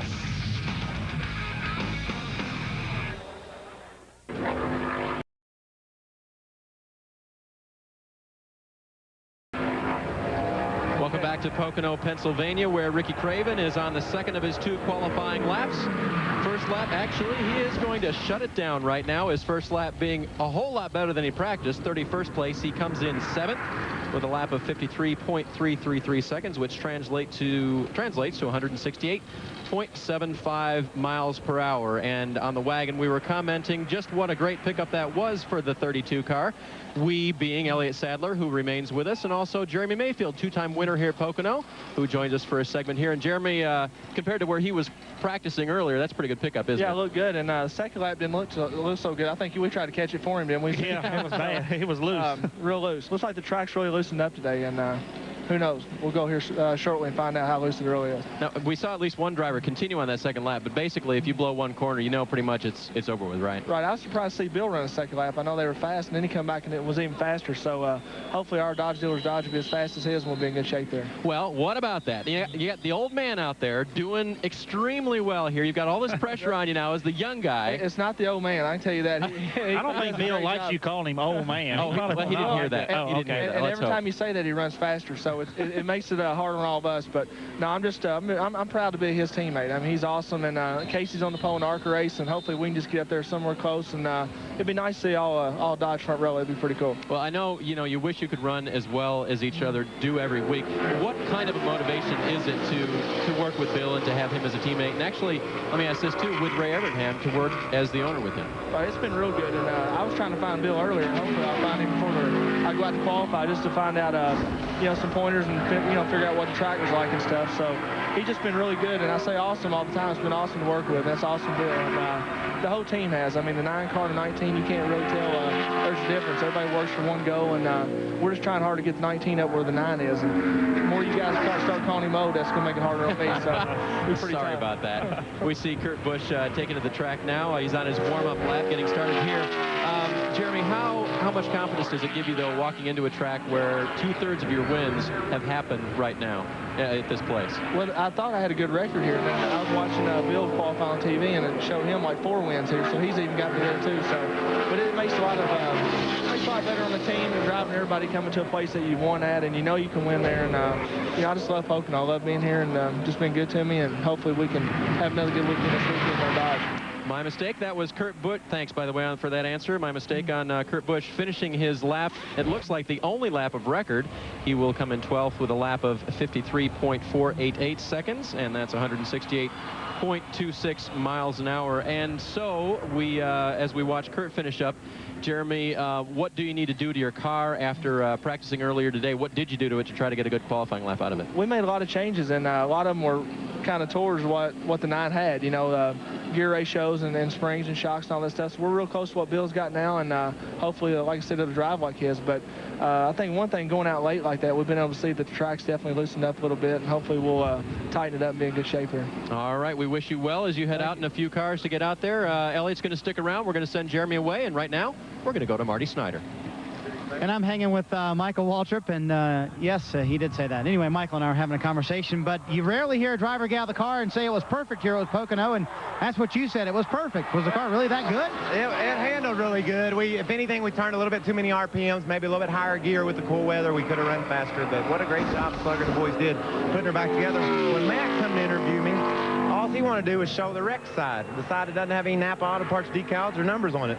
I want to stand by this side. I want to show you the pretty side. Slugger just did a great job with the car today, getting it tuned up after I made the mistake over the tunnel, and I'm real proud of my whole team for the effort. And we conspired with Junior on our setups, and hopefully he can run what I run. Well, he's out there running right now, and your other teammate did pretty good too. Yeah, Steve's on it. Everybody's got everybody at DI works so well together, and Slugger has really brought some setups and some thinking to the party that are a little bit different than what we've used in the past, and I'm real proud of what he's accomplishing for us. Our cars are really good week in and week out. We stumbled last week at New Hampshire and still finished 20th. Hopefully this week we can get a little bit better. I don't think it ever runs out of ways to get us sponsors in. As your teammate's 5th, you're 3rd, and Park's up there as well. It's not bad for you guys, Mikey. Dale Earnhardt Jr. bumping Steve Park back to 6th. Jr. was 10th in the practice session this morning. Started 3rd here. Check that. Let me update that for you. Dale Earnhardt Jr. started 14th here and finished 12th just a month ago. This right here is a better lap, according to our pace chase. Second lap should be faster. Got a little bit sideways here. A little bit loose in 2. Has to help you when 2 of your teammates have gone out ahead of you.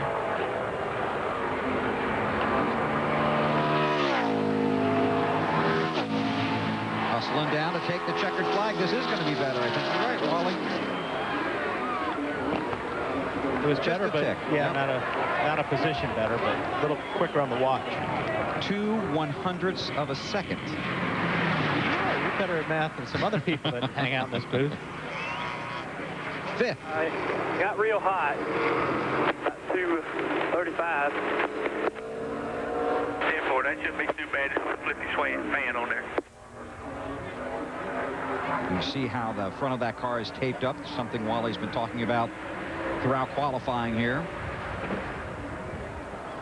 Junior 53.17, 369.259 miles per hour. He drifts back to pit road, and here is Johnny Benson making his return to the Winston Cup Series after sitting it out after the hard crash in the Pepsi 400 at Daytona. One thing, you know, the temperatures right now from where we started, track temperature is about 7 or 8 degrees cooler. So that's actually better on your lap, but it's a little bit tougher getting the heat in the tires on your get-go lap. So you got to hustle a little bit harder when you leave pit lane to get to the green, just to get the temperature in your tires. Johnny Benson still looking for his first career win. Second place at Bristol, second at Dover, his best. Finished 5th here in this race 1 year ago. Missed a few races earlier in the year, made his return after that incident in the first race here at Pocono. Now after sitting it out, makes his return here. And was good in practice. Jumped right back in the seat and was 5th in practice this morning. He got through turn 2 real good.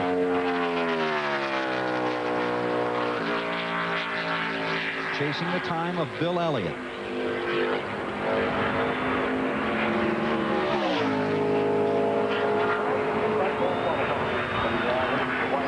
And the completion of lap number 1 for Benson, 6th. How'd he look, Elliott? I thought he looked good. I'm like Wally. He got through the tunnel turn really good. So pretty impressive. He's going to try it again, it looks like.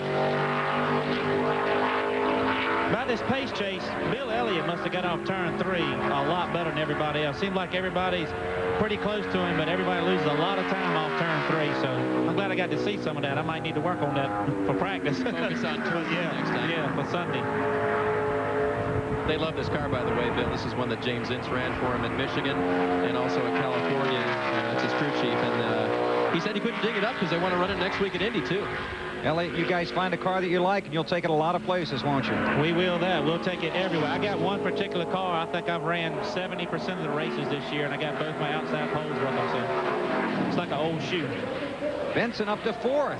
So Johnny Benson off the recovery from the broken ribs at Daytona, 4th of the 27 cars that have qualified so far, and I can assure you that JB is smiling right now. Let's check in with Marty Snyder. I'm afraid of losing control of the show, but Michael Waltrip requested that he could interview his teammate Dale Earnhardt Jr., so here you go. I promise, guys, no dumb questions either. Check this out. Junior, this track's tough. Even though you see rookies have success early, it takes a lot of years to really feel comfortable here, doesn't it? Yeah, it does. How'd you like how I did that? That was good, Mike. Good job. You had a lot of practice, though. I've been coming here since, what, 90? 8, maybe 99. And it's just, like, you can't never learn. Every time I go out, it's like, you know, my first time. So it's, yeah, but a good lap. Thanks for the setup. Yeah, oh, I get another question? I must have done good the first time. The setup, I'm telling everybody, there's no egos at DEI. If I run better than you do, I want to come tell you what I got so I can see you go better. And that's the way it is from me to you to the one car and all down the line, isn't it? Yeah, I couldn't be happier where I'm at. I mean, this program, it seems like we keep learning new things and keep making it better. But, yeah, I appreciate the setup. You know, it comes back around. You know that. Oh, yeah. You did such a good job, you can have a third one if you want. Okay. I think he's tired of answering your questions, though. What do you think for Sunday? You ran good here in the last time or not? Or are you happy? You think you got a good setup? I mean, I'm struggling now, Matt. Come on. I know now. I got to tell you one thing. Yep. I know why now I see Matt standing around rehearsing all the time. He's got him a pad of notes. He's talking. He's going over and over. And I see you walking around in circles talking to yourself. I guess there's just more to this when the producer says, ask him another one, ask him another one. You're not ready for it. We just thought it was crazy, but now we know it's crazy. Thanks, Junior. Hey, he has an excuse. Yeah, I'm not crazy, actually. Anyway, I have to take control of this thing. So, nice lap, Junior. Thanks for doing my job, Mikey. See you later. Bill? Thank you, Marty. Ryan Stay safe Newman, down there. Yeah, how about that? He was fast off of 3 on his get-go lap. He was fast through turn 1, and then lost a little bit in 2 and 3. Well, look at this. Green, I know it. And this is where he was fast the last lap. I tell you, he's in the green right now, guys, with the in the red, but that car's low to the ground. That's good. Just fast straightaway speed like that. But he has been good off turn 3, so I think if he's this close by the time he gets to turn 3, he's got a good shot at it. And you said that's where Elliott made a lot of time. It seemed like it. Yeah, it seemed like he did. And Newman looked good there last time, like Wally said. So we'll see what happens. Oh, he's cutting it off. Yeah, He's cutting it off. If he knew he was in the green through turn 2, he probably wouldn't have shut it off that much. Must not have been listening. You want pace chase on your dashboard next week, Elliott? Yeah. Is there any way y'all can work that out for me? A little pace chase on the dash for next week or Sunday maybe? Hey, you know, we were watching Michael Waltrip and Dale Earnhardt Jr. Doing their thing. Do you ever feel at a disadvantage working with a one-car team? Or do you have enough help? What do I want to say? That's no one-car team. Well, 6-car team. Yeah. It's hard. It's just like Mikey and Dale Jr. just said. At the racetrack, right here, you only get 2 hours of practice with a teammate that the car's built in the same shop, same bodies. You can just flip-flop notes or what have you and go out there and qualify. You don't have to practice it or whatever. You think you're going to be close. In our situation, yes, we do get help from Roush, but it's not the same exact bodies or the same exact cars. So we would be scared to just take something right out of one of those guys' cars and put in ours to go qualify, kind of like the 8 just did. So I think from that standpoint, we might be a little bit behind, but as hard as we work on ourselves and communicate with them, coming to the track, I think we're okay. But where the advantage is right here at the track, 2 hours of practice. I think it narrows that margin up a lot. So if you were to, move to a different team, would you try to make that a situation where you had at least one teammate, Elliott? Yeah. We haven't given you away this team. Yeah, I think that'd be great. I'm really looking forward to working with a teammate, maybe in my new adventure. I remember running Busch Series with Jeff Green as my teammate, and we would just feed off each other one after the other, and it really helped both teams. I really believe in the concept with one team, 2 drivers. So I kind of hope whatever happens next year, that situation happens. You see John Andretti's in the green, guys, going through the tunnel turn. So and while he'd be a little faster, but he went high and out of 1. Yeah, he got in 1 really good. The car moved up. Like we were talking, Elliott and I were talking earlier, the cars are so bound down. You get those bumps down there, and it actually just pogo sticks up the racetrack. John Andretti was second in practice this morning. We talked to him earlier. Said he wanted to make a strong run at the pole. 4th after lap number 1. 53.009. Still going after it. Yep. His starting position so far this year was 11th at Michigan. We thought he had a shot at the pole last week at Loudon. Didn't work out, and he's given up after 1 lap. Yeah, I think there again, he got through turn 1 and decided he didn't get through 1 like he wanted to and just said, that's it. So John Andretti 4th out of 29 cars that have made their qualifying run for the Pennsylvania 500. Plenty of cars and lots more excitement coming up. You're watching NASCAR on TNT.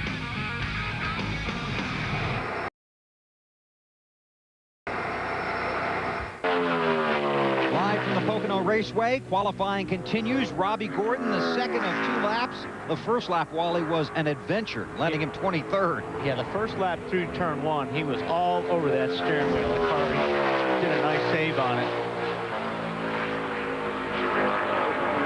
He's a little bit better up to this point.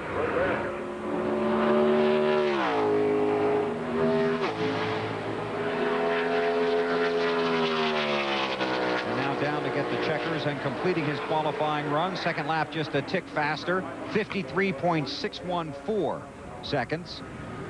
And that moves him up to 17th. Marty? Johnny Benson is 5th, and look who's bucking for more airtime. Michael Waltrip wants to do another interview. No, you cannot.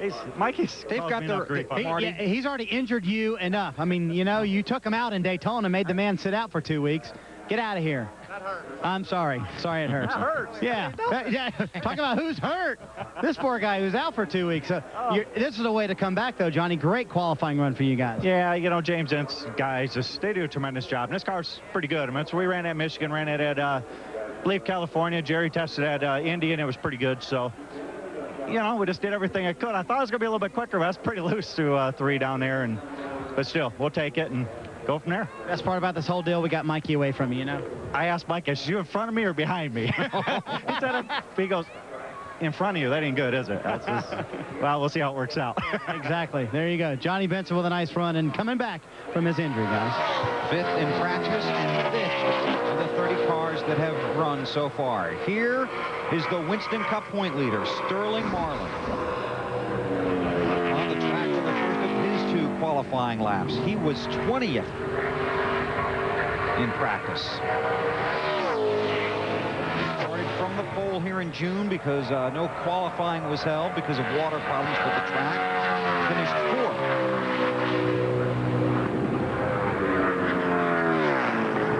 It's a Dodge currently on the pole, and Sterling would like to put another Dodge up there.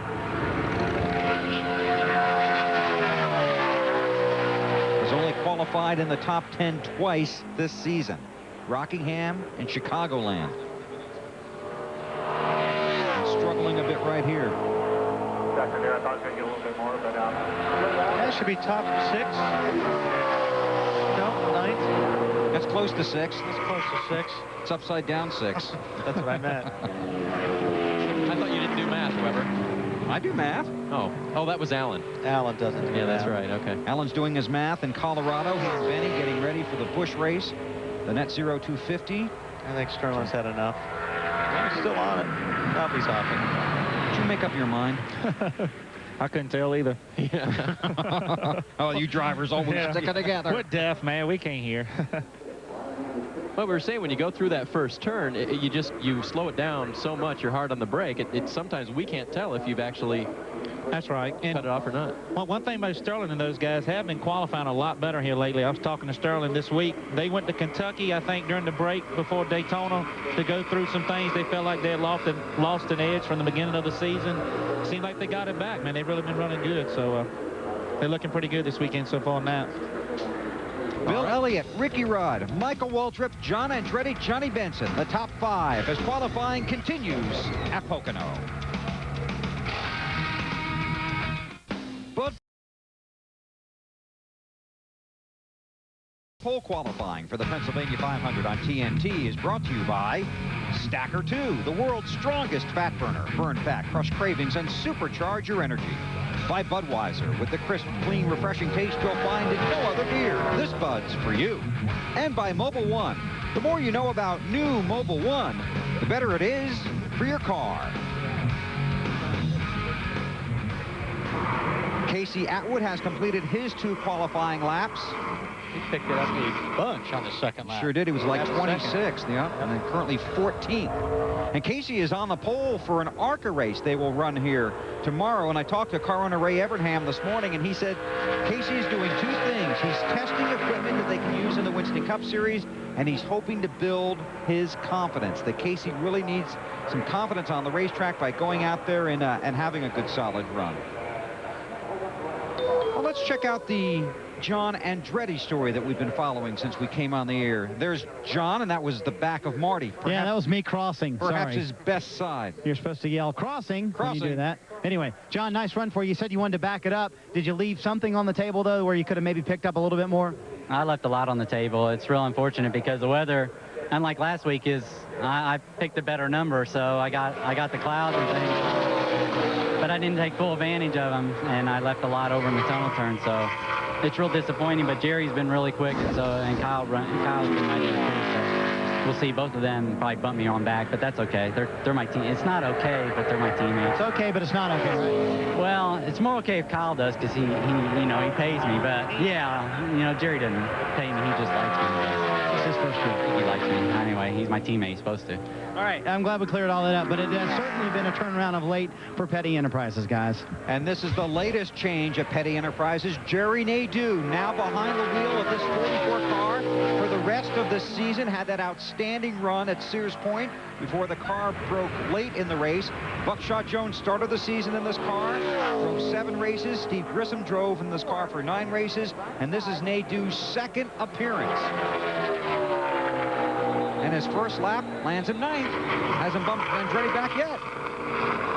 I don't think he's going to take the second lap either. But this is a big chance for Jerry Nadeau after the great run he had at Sonoma, at Sears Point, and now looking to make a seat for himself for the future at Petty Enterprises. And as you said, Wally, 1 lap, 9th. And a good debut for Jerry Nadeau in this car here at Pocono. It's Elliott, Rudd, Waltrip, Andretti, and Benson. And we'll be right back to Pocono in a moment.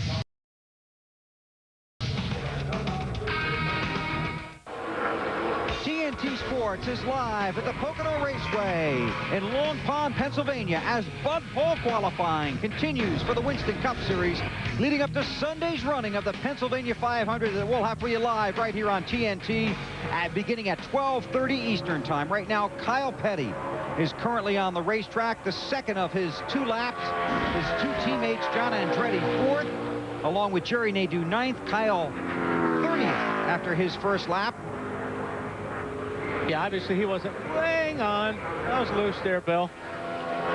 Not real happy with the first lap, the way it felt, but he figured he better go ahead and run a second lap. Kyle, of course, involved in that hard crash last week at New Hampshire. Coming around to get the checkered flag.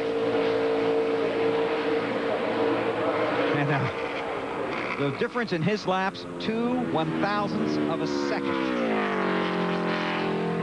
which results in 166.13. How can that be? You can carry it out 1 more decimal. Okay. And let's check out Kyle's newest teammate, Jerry Nadeau, hanging out on pit road in that yoke. And Jerry Nadeau, 9th fastest in practice and 9th fastest in qualifying. How big is that lap, Jerry?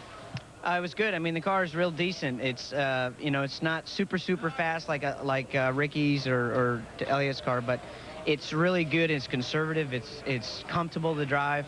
My teammate John ran a good lap. He's up there in the top 5. So so far things are going well. I mean, this is a good team, and hopefully we can have a good run this weekend. And I'm looking forward to Sunday's race. You've had a lot of. It seems like the luck has started to turn for Jerry Nadeau. You had a great run going at Sonoma. Could have won the race, but a mechanical problem. You've had some good runs of late.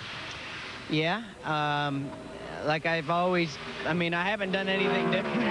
I mean, I've been doing the same thing, just driving my butt off every time I get in a race car. And these guys have been giving me good race cars, and everybody else has. So it's just when you got good chemistry and good people behind you, it makes the driver look good.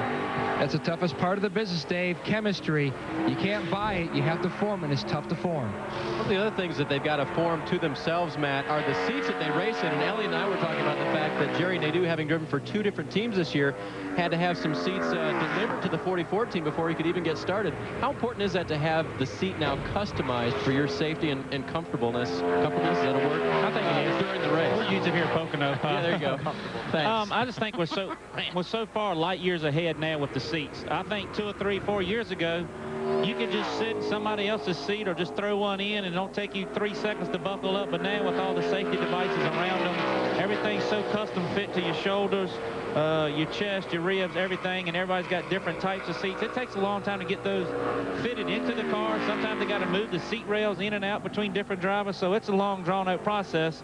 But that's how much further we have come as far as safety. The drivers feel safer in them. The crews feel safer for us, and everything's just, they're trying to build like a little tunnel around us that we've never had before. So hey, Elliot, it takes a little time. Elliot. Yes, sir. But when you're out of a ride and somebody asks you to drive their car, you'll fit in any seat, won't you? A 5-gallon bucket and duct tape will do me just fine. There will be lots of comfortableness no matter what seat he sits in, right? Yeah. Comfortable but good enough. Is that what you said? Good. Yeah, that was good one work. extra Good syllable. word. Yeah. Boy, oh boy. Well, you know, it used to be the drivers would carry their seat from car to car, but now there are multiple cars. And I mean, what happens? Like, you're changing rides this year. Does your team sell to the next team to have your seat, or do they build all new stuff for you? I don't know what's going to happen on that yet. I'm very comfortable with my seats, but we just had a safety meeting at Indy a couple of weeks ago with Dr. John Melvin, and showed us some new seats and some new ways of maybe doing things. So I might try a new seat out here or later this year to see before I order 14 or 15 or how many other seats you need. But safety's always going in the right direction, so sometimes you maybe shouldn't stay stagnant. You might need to move ahead. So I haven't got that far yet. All right. Well, we hope you enjoyed your seat here on the wagon today. Elliot, we really appreciate you stopping by, and we'll let him go and attend to the other things that he has to do here at Pocono to get ready for Sunday's race. Thank you, guys. Thank you, Elliot. Well done. Don't get too much better at this, okay? Yes, sir. I'm having a ball. Okay. Well, Jeff Green was 27th in practice this morning, currently 20th, and talked to him this morning, and you can imagine how good he feels. Last week on the Countdown to Green said his first win he believes is coming, and then finished second at New Hampshire with a strong run, and has a couple of top 5 finishes in his last 4 races. Yeah, he's quietly run really good, and boy, you know, last week was a great race for those guys, and they've been running really good all year long, so they're going to sneak up and get one. He was 5th at Sonoma, 12th at Chicago, and then the 2nd place last week at New Hampshire. Now the green car, Bobby Labonte takes the green flag, and he'd like our pace chase to stay in the green. It's not there yet. This team making the move to Chevrolet. Maybe sooner than a lot of people think. How soon? Come on, Bill. You never really know. I won't believe it until I see it, but you hear things, you know, Wally? Yes. Although they will be in Pontiacs next week at the Brickyard from what the, when you talk to the team in the garage. But some of things change on Tuesdays for Sunday races. That's right. Lots of things change on Tuesdays.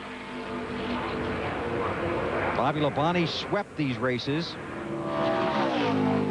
It's just struggling right here.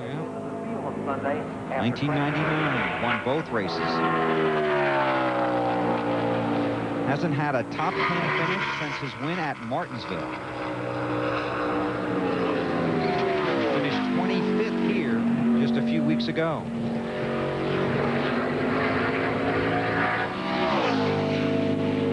I guess it's worth pointing out he's the defending race winner here. That was his first victory as a NASCAR Winston Cup champion. But 30th after his first lap. And things not looking up here, are they? No, the numbers are climbing quickly here.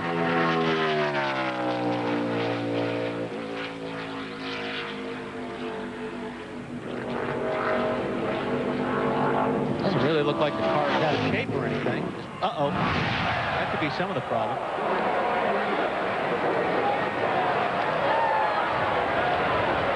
Something blew up. No kid. I don't know what it was. Boy, you got to be hanging on when that happens, don't you? It's obviously that may have been the problem, because you know, if the motor was tightening up, or if it was in the rear end of the drivetrain, obviously it looks like, boy, there's a lot of fluid coming out of the bottom of that thing. Sure is. Look at that.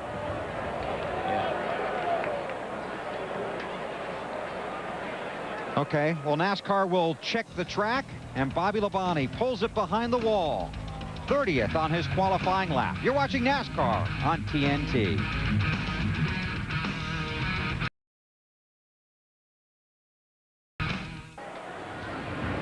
Well, welcome back live to Long Pond, Pennsylvania, qualifying for the Pennsylvania 500 for the Winston Cup Series, and that shot right there says a lot for Bobby Labonte so far this season. 20th in points, the 1 win, but just 3 top 10 finishes, 2 DNFs, and struggling here in qualifying. So I guess you could say to this point it's been a tough season for Bobby Labonte, and he's looking for some help to try and turn things around here in the second half of 2002. Back in Charlotte, and the TNT team is ready to go to work on the 18 car. Uh-oh, Burns has problems with the right rear. 16, 17, 18, 19. Wally, you said these guys would help turn my season around.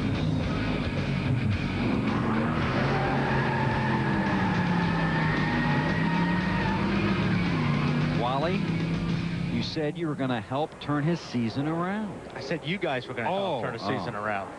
Well, this might be the place he can do it. Defending champion of this race, walking back to the garage area after this incident on his qualifying lap. Yeah, you see the smoke coming out the back and the fluid. He, what we call, grenaded that one. Disappointment for Bobby Labonte. Let's check out a situation. Marty Snyder walking alongside. And the trail of liquid follows Bobby Labonte's car, and you guys look to this weekend, Bobby, as a place where you could maybe turn things around. Did it give any indication it was going to let go?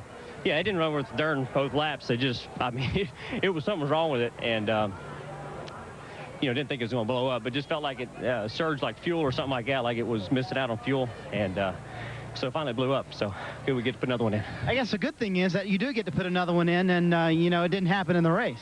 Well, that's true, you know, and you know, we're not going to miss any practice for tomorrow, so we'll put it in. We'll go from there. And you got to take the positives where you can find them. They will be in the field, obviously. They will have to start at the back of the field because they did qualify on the other engine, however. That's a long walk back to the garage area, and Bobby Labonte, 30th of the 36 cars that have made a qualifying attempt here at the Pocono Raceway. Bill Elliott, Ricky Rudd, Michael Waltrip, John Andretti, Johnny Benson, Newman, Stewart, Jr., Nadeau, and Marlin, the top 10.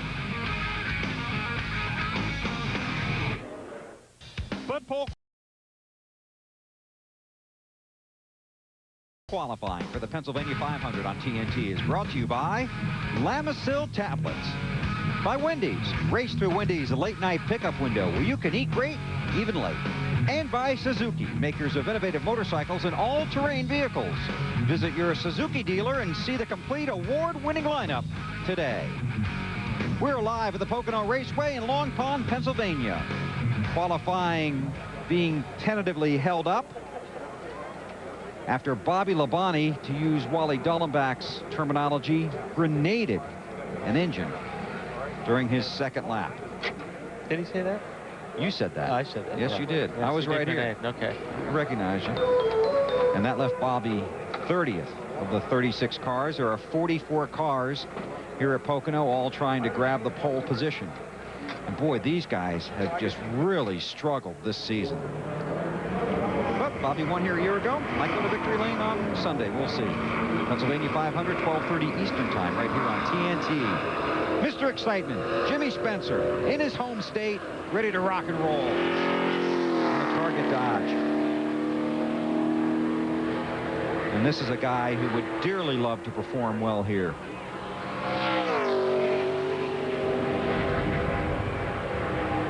Alan and Benny are in Colorado for the Net Zero 250. We'll see at 3:30 Eastern time tomorrow on NBC. And then they get on the shuttle and they'll head back here and join the rest of our NASCAR on TNT crew for the Pennsylvania 500, 12:30 Eastern time for the Discover Card Countdown to Green. And if you miss Countdown to Green, you start the Pennsylvania 500 a lap down. And you never want to do that. Never. Don't want to start a lap down. Spencer was 34 in practice this morning. Has 5 top 10 starts this season. But his best starting position in the last 11 races was 13th at Michigan. Well, he did sound like he got after the throttle there real good.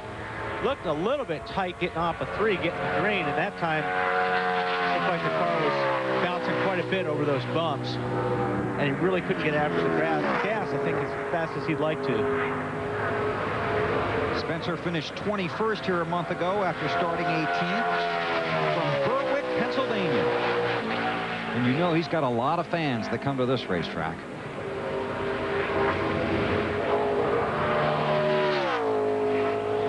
What does Benny say?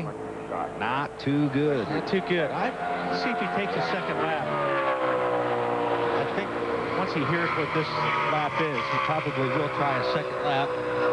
31st after his first lap. Gets through one any better. He got through one better that time.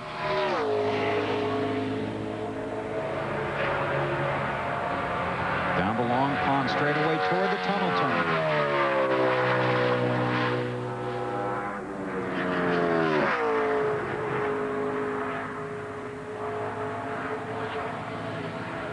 That looked a little better. He doesn't lose a whole lot of time here in 3. He should improve on his time there. That corner, when you're sitting in a race car, it's like it's flat as a board. Yeah. And when you walk it, you can't believe it. Drivers can't believe how much banking there is. Because when you're in a race car, it feels flat. A little bit better. Yep, jumps up to 29. Won't be happy with that. 53.739. 0.3 of a second. And it only picked him up 2 spots. Am I doing the math right there, Bill? You're close. Okay. So 37 of the 44 cars have completed their qualifying attempt. Bill Elliott leading the way, 52.765 seconds, 170.56 miles per hour.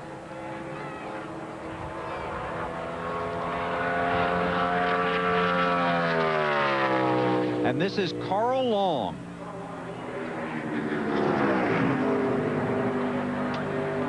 His only other race this season was the first Pocono event. He finished 42nd. He has no owner points, so he must qualify in the top 36 to make the race. So right now, Morgan Shepherd is sitting 36th at 55.30 seconds. Carl Long would dearly love to beat that mark. So that's the pace chase for the pole, but he's the pace chase for 36th. And hoping he doesn't get bumped back. And there's still quite a bit of fast talent left to go here as well.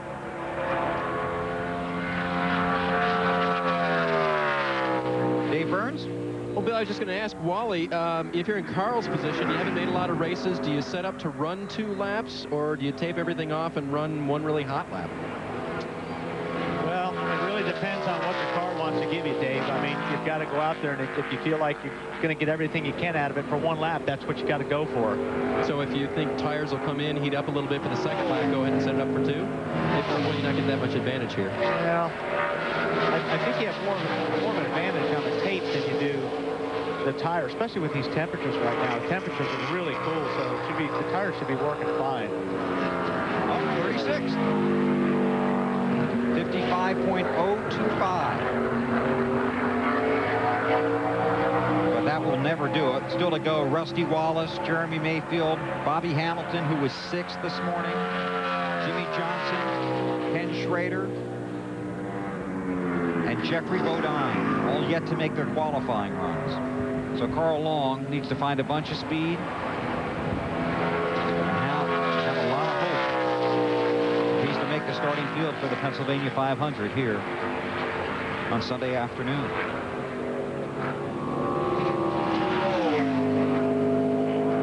But it looks down. Checkered flag for Carl Long. First lap was fastest. He's right on the bubble at 36th. Matt? Well, Bill, a great day for Jimmy Spencer yesterday with your celebrity golf tournament. Today, though, on the racetrack, 29th fastest. Jim, I know you're not happy because this is your home racetrack. Yeah, I just never qualified good here. I think it's a mental thing, and then Bobby blowing up, and just we got a mental block here. I do, and good in the race. I mean, we tested really good at Indianapolis, and I get around that track really good. So that's the next qualifying effort for us. But I don't know. You know, we've been trying a lot of things, and I just can't find the right thing to do. So it's nothing wrong with Team Targa. They're trying everything they can, but I never qualified good here. I was listening to Kevin. I saw him say it, and there is 3 corners here. I have problems with all 3 of them too. So, and I've been coming here a lot longer than Kevin has, but I don't know. I really don't know. But Jimmy Spencer has a lot of confidence. Over the past 10 races here at Pocono, he has been the 8th best driver, Marty. Matt, all I can say is what's wrong with this picture? It's a blue car with a driver in a red fire suit in the seat. And Mikey, who's driving your car there? What are you doing? I was just checking your seat out. I was just seeing if I could fit 2 of me in here. I think I can. Sometimes when we test, Junior drives my car or I'll drive his, and him getting in my car is difficult. You ought to see me squeeze my big rear end in his car. I run a LaJoy seat. I was trying to tell Junior about my headrest and all this stuff, and he said I'd be amazed if I could just see out of my car some of the stuff I do. Yeah, it's kind of difficult, but I sit so far down in it. You're such a big guy, you probably... Michael did one too many interviews. Yeah, my car's a lot different. I mean, everybody likes their own little thing, so, but yeah, it's kind of neat in here. All right, you're cut off after that, Mikey. You know, the first one you did okay on, but that one, I don't think that one was that good. It's a lot of pressure. You just throw things in. I don't have those earphones. Oh, okay. Yeah, you use it. Just to try to come up with this stuff off the hip. You and Matt walk around forever, like I said, rehearsing. I don't have that luxury. Well, you better go take control of your race car. I think he's going to drive it off. You qualified better than him. He looks good in there, though, don't he? He does look there. Look good there. All right, Bill, please take control of the show. Those things don't happen on his show. Oh, man. Rusty Wallace, 7th after his first lap. Yeah, pretty good second lap right here. Going really good. Actually making time up right here, turn 2. Well, he was making up getting in. This is a sister car to the one they tested and will run at Indianapolis. Another guy that shut it off. If he knew how fast he was going, I don't think he would have. So you see the temperatures go up and you got it, right? Maybe, or maybe he just didn't like something he felt and decided that he was losing time. So that's a good question to ask him when he comes in, why he shut it off. Yeah. Because he was on it. Because that was a good lap. Yeah. Rusty runs well here, currently 7th. Rusty Wallace, a lot of success here at Pocono, looking for his first win in 2002. Only has 1 top 5, but he could get well here in the rain. A perfect storm for Rusty. 1991 in the Miller Genuine Draft car, pulled into victory lane. Earnhardt looks slow. And then in June of 1994, ahead of Earnhardt, the celebration was on. July 1996, Rusty and the Miller crew celebrating again. He's a 4-time winner here. Here's his most recent one. Just over 2 years ago, Rusty takes the checkered flag in the July race at Pocono. Looking for that first win, but 4th in points and really having a solid season and a bona fide contender for the Winston Cup Championship. Jeremy Mayfield with Ray Evernham calling the shots for him on the radio now on Sundays. I quizzed Ray about that this morning. I said, so you're really crucial to this, right? No, not. I'm just the last voice you hear on the radio on Sunday. I get to make the final decisions. Got through 3 good on his go lap. And his teammate, Bill Elliott, on the pole, 52.765. Watch the pace chase here. Completely overcast now. The track is cool. Jeremy knows his track very well, and he knows turn 3 really well.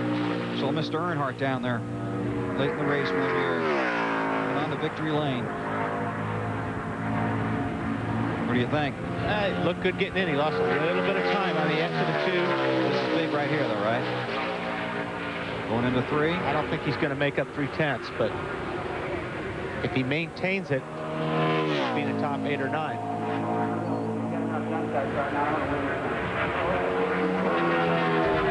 He was 32nd in practice. There's car owner Ray Evernham.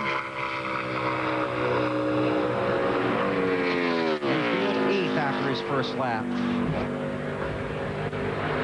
53.145.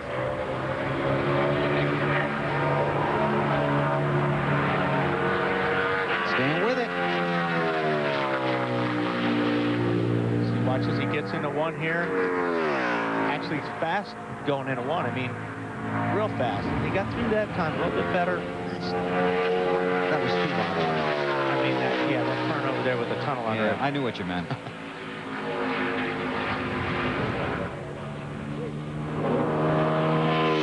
Better. Jeremy Mayfield coming to get the checkers. 4th. So Ray Evernham has a car 1st and 4th.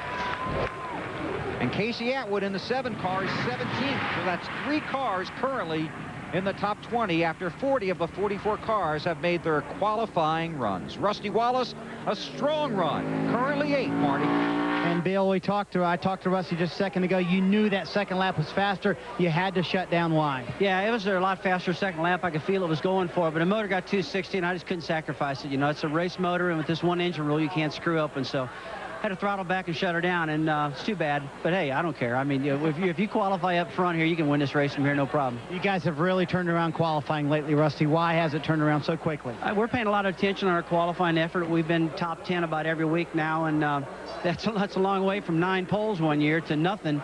You know, and we're working hard to get that back. This would be his 4th top 10 start of the year in the last 5 races, if he can hold on to it, guys. Yeah, and that's a hard decision to make, too. When you know you're on a great lap. But like Rusty said, the way these rules are now, he's got to race that engine, and that would have been ugly. Because that thing, if it was 260 over there in turn 2, it would have been 280 at the start finish line. Wow. You got to really apologize then if you hang on, don't you? Yes.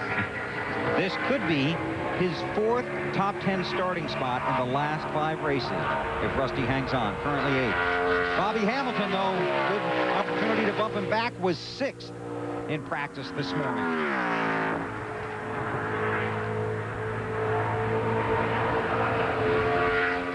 His best finish here, 5th. Back in June of '96. Looking for a ride for next season. Already a half second off the first place. 17. Looks like he gets through 1 pretty good. And 2 pretty good. Looks like he had the hardest time in turn 3 on that lap.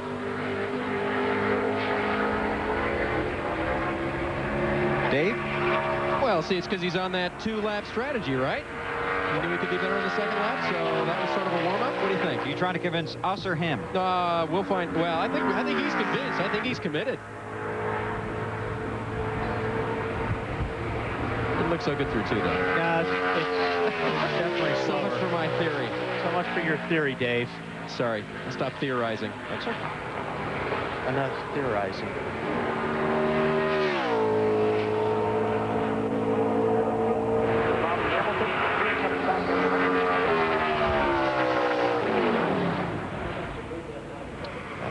Keep him in 17th spot.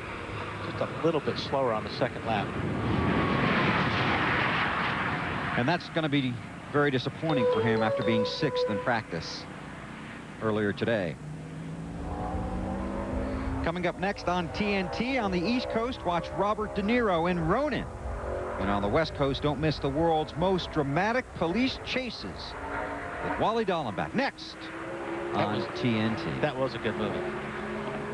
Great car chase. Ronin? Yes. Yes? Yeah.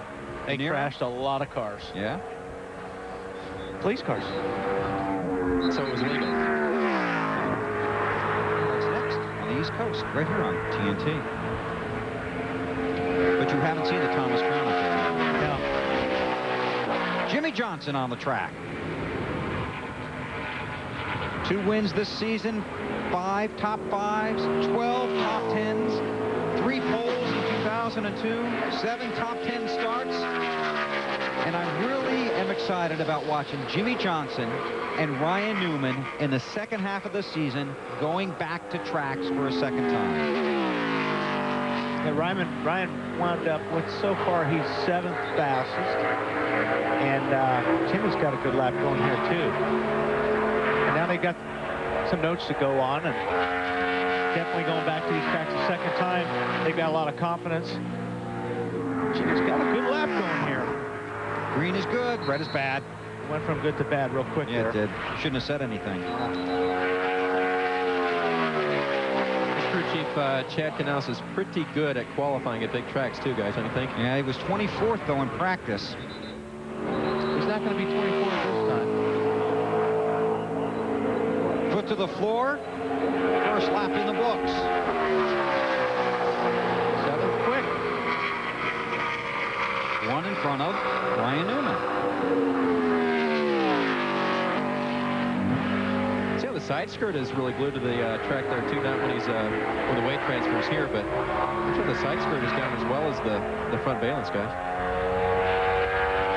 Yeah, his car is very flat too. If you watch it go through the corners, it's real flat. Got, like you said, Dave, it skirts down on the left side. That's good. Staying with it. He's in the green there briefly. Bill Elliott was just so fast from the second turn back to the flag. See, he bobbled right there. He had a problem getting into turn 3, and that's all. And believe me, that magnifies it. If you have one little problem, you just see tents go flying out the window. So he decided that was it. That was a great point Rusty Wallace made, though, that you can't detonate the motor because you go all the way to the back. Yeah. And all your work you've done here today is out the window. Marty? I am here with Jeremy as he signs autographs as well. These fans are kind of fanatical here. That's the definition of fan, isn't it? That's pretty cool. Every time you come to Pocono here, they're like this, and that's pretty awesome. Hey, great run for you. What's the deal with all these Evernham cars up at the top? I don't know. I think it all starts with Bill. You know, he put the pressure on all of us, and, you know, I'm real happy with the team, man. We had a good team effort today and worked good together with the 9 car. They helped us a lot, and, you know, Casey's on the pole in the ARCA race, and just a good team, total team effort here for Evernham Motorsports. You know what I think it was for you? Dodge. No, I think it was the I think it was the Dave Burns wagon magic. You went up there and you went out qualified well, right? Well, I knew how they talked about everybody. You know, everybody was messing up, and they said, yeah, they're getting loose and all this. So I said, I got to get a good lap so they don't talk about me up there. Hopefully they said some good things. That won't stop us. Put the pressure on him, Burns, but way to go, buddy. Well, I think, you know, he probably did what Elliott did, guys, which is I wonder if he underdrove turn 3, because that's the one that everyone else has been apparently overdriving. Dave, maybe Bill. Dave, give it up. Dave, no? Dave, you got credit. Just say thanks to the guys back in the truck. Thanks to the guys back in the truck. There you go. And this is Jeffrey Bodine in the 26 car, the Discover Card Ford. And it is Jeffrey. Todd is in Colorado for the Busch race. And Jeffrey has this car all the way through Sunday. Expected to be in it when they take the green flag here. Why isn't Todd in it Sunday? Because he's not coming here from Colorado. Alan and Benny are coming here from Colorado. Yeah, but I'll tell you what, and this is just talking to some of the guys in the garage area, but Travis really wants this car to run well. By putting Jeffrey in it now and keeping him in it, he's run well at this track. The car is set up for him. You don't have to worry about putting another driver in with somebody else's setup underneath it, and maybe they can get a good finish. Of course, Todd came back last week and got him a good finish, so after not being in the car all weekend. But, you know, as a driver, you want to set up your own car. You're not really comfortable when somebody else is going to. It's definitely hard to get in the car, Bill. You're right. It's definitely hard to get in the car on Sunday morning, not having a lap on the racetrack. So that's a good move on Travis's part. I don't think Todd's having to worry about Jeffrey taking his ride. No. He's got 3 wins here. This is a track where Jeffrey Bodine runs well. And first lap is 25th fastest. He's going after the second one.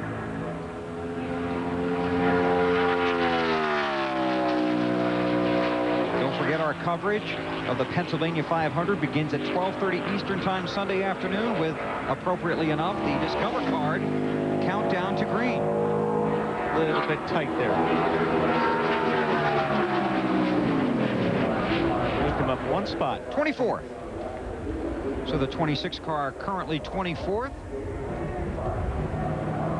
And 1 more car to go. Let's go down trackside to Mr. Snyder. And Jimmy Johnson is here. First lap looked really good. Second lap looked like you'd had enough of that. Yeah, I was trying. You know, we struggled a little bit at the end of practice. Chad went and looked at some notes from when we tested and put the car back underneath me how it was, and it was a lot better. And I wish I knew then, that first lap, what I know now, and I could have squeezed a little bit more out of it. But for my first true effort qualifying here, to be in the top 10 is great. I need to thank Lowe's for all their help. And on the side of the race car there in front of the left rear tire, you'll see a sticker that says in memory of Blaze Alexander. And I want to thank Lowe's for opening up some signage on the car. This is the last place Blaze won a ARCA race, and it's his hometown track, so we're proud to carry a sticker on the side of the race car here this weekend. Of course, Blaze and Jimmy were good friends, and Blaze was a hometown guy and lost his life at Charlotte last year, Bill. Blaze Alexander from nearby Montoursville, Pennsylvania.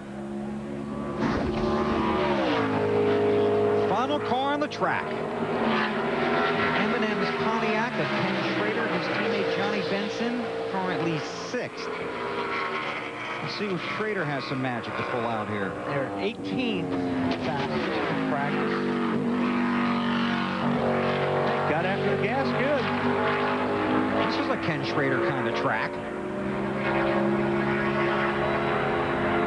5 poles here. More than anybody else. Of course, if he doesn't bump Bill Elliott off the pole, it'll be a 2-way tie. And that's the man he's trying to beat. Not going to be on the first lap.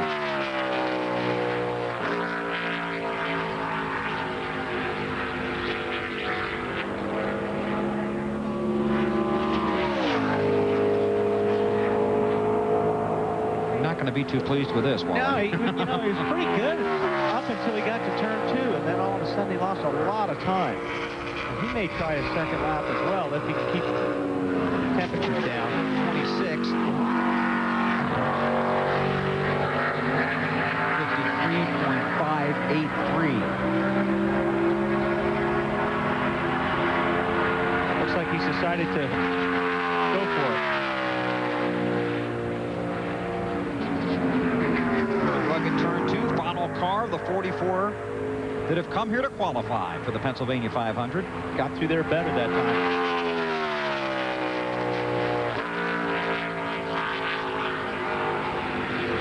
Can breathe a sigh of relief. He will lead the field to the green flag here Sunday afternoon. Schrader off a 3. It should be a little bit better for him on the second lap. Checkered flag is out. A little bit. Very little. Up to 25th. So Ken Schrader, 25th. And there is the man that will lead the field to the green flag in the Pennsylvania 500, Bill Elliott. And he's standing by down there with Matt Yoakum. For the second straight week, Bill Elliott wins the pole. You didn't have a chance to showcase how great that race car was last week. Obviously, you got to be pretty confident about Sunday. Well, you know, the confidence has come each and every week. I mean, the guy, like I said last week, I mean, this is a team effort. It's no one guy, no one person in the show. You know, Ray's could put us a good opportunity under us. We've got some really good people around us, and that's all starting to come together. And I think, like I said last week in the press room, you know, this is the most stable environment I've been in a number of years. And I think the stability and the people we got around us is starting to show. And I mean, it's not me. It's about all the guys in the garage that put all these pieces together. Now you're chasing that modern era pole record. You're getting ever closer each time you win a pole. But here this weekend, you could become the all-time Pocono winner with a 5th win on Sunday. Well, that's still a long way to go. You know, we're like 20 laps finishing last race here, and it's just an unfortunate deal. But, you know, now we just got to keep chipping away at it and make it better if I don't get hit in the head with a ball. That would be Tony Stewart. Exactly. But like I said, we'll keep digging at it. Well, you keep digging. Bill Elliott, 4 wins here at Pocono, looking for 5 on Sunday. Bill? 46-year-old Bill Elliott. Burns called him the old man earlier today. Instead, his 5th Pocono pole, 55th of his career, 6th all-time, 3rd place in the modern era since 1972, of course, behind DW and David Pearson. Only one car did not qualify, so it'll be 43 taking the flag here at Pocono. It's the first Dodge pole of 2002 and the first Dodge ever to win the pole here at Pocono. Elliott's first back-to-back poles since 1988. Here's how they'll start on Sunday. Elliott and Rudd on the front row. Michael Waltrip with a good run. Johnny Benson makes his return. He'll break from the 6th position. Rookie Jimmy Johnson and Ryan Newman, a great row 4. Then look at 5. It's Wallace and Stewart. Jerry Nadeau next to Dale Earnhardt Jr. Nadeau now with Petty Enterprises. The point leader breaks from row 7, right in front of Dale Jarrett, Mark Martin, and Bobby Hamilton share row number 9. Casey Atwood and Joe Nemechek are in the 10th row. Matt Kenseth in row 11. Bush and Jeffrey Bodine in row 12. In row 13, Schrader in green. Jeff Gordon comes all the way from 14th. It's an all-Gordon row. That's the 14th row. Robbie Gordon and Jeff Gordon. Kevin Harvick in row 15 with Terry Labonte. As we continue through the field, Elliott Sadler in row 16. The Burton boys are in row 17. Jeff on the inside, Ward on the outside. Mike Wallace in the 14 this week. Bobby Labonte back in the field, along with Kyle Petty, Mike Skinner, Brett Bodine, Garrett Coe, Kirk Shelmerdine, and Morgan Shepherd round out the field. 43 starters for Sunday afternoon. Tomorrow on NBC at 3:30 p.m. Eastern Time, it's the Net Zero 250 from Pikes Peak International Raceway. Sunday on TNT at 12:30 Eastern Time, Pep Boys presents the Pennsylvania 500. Coming up next on the East Coast, Ronin, and on the West Coast, the world's most dramatic police chases. Next on TNT. For Wally, Marty, Matt, and Dave, Bill Weber and the TNT gang saying we'll see you Sunday for the green flag.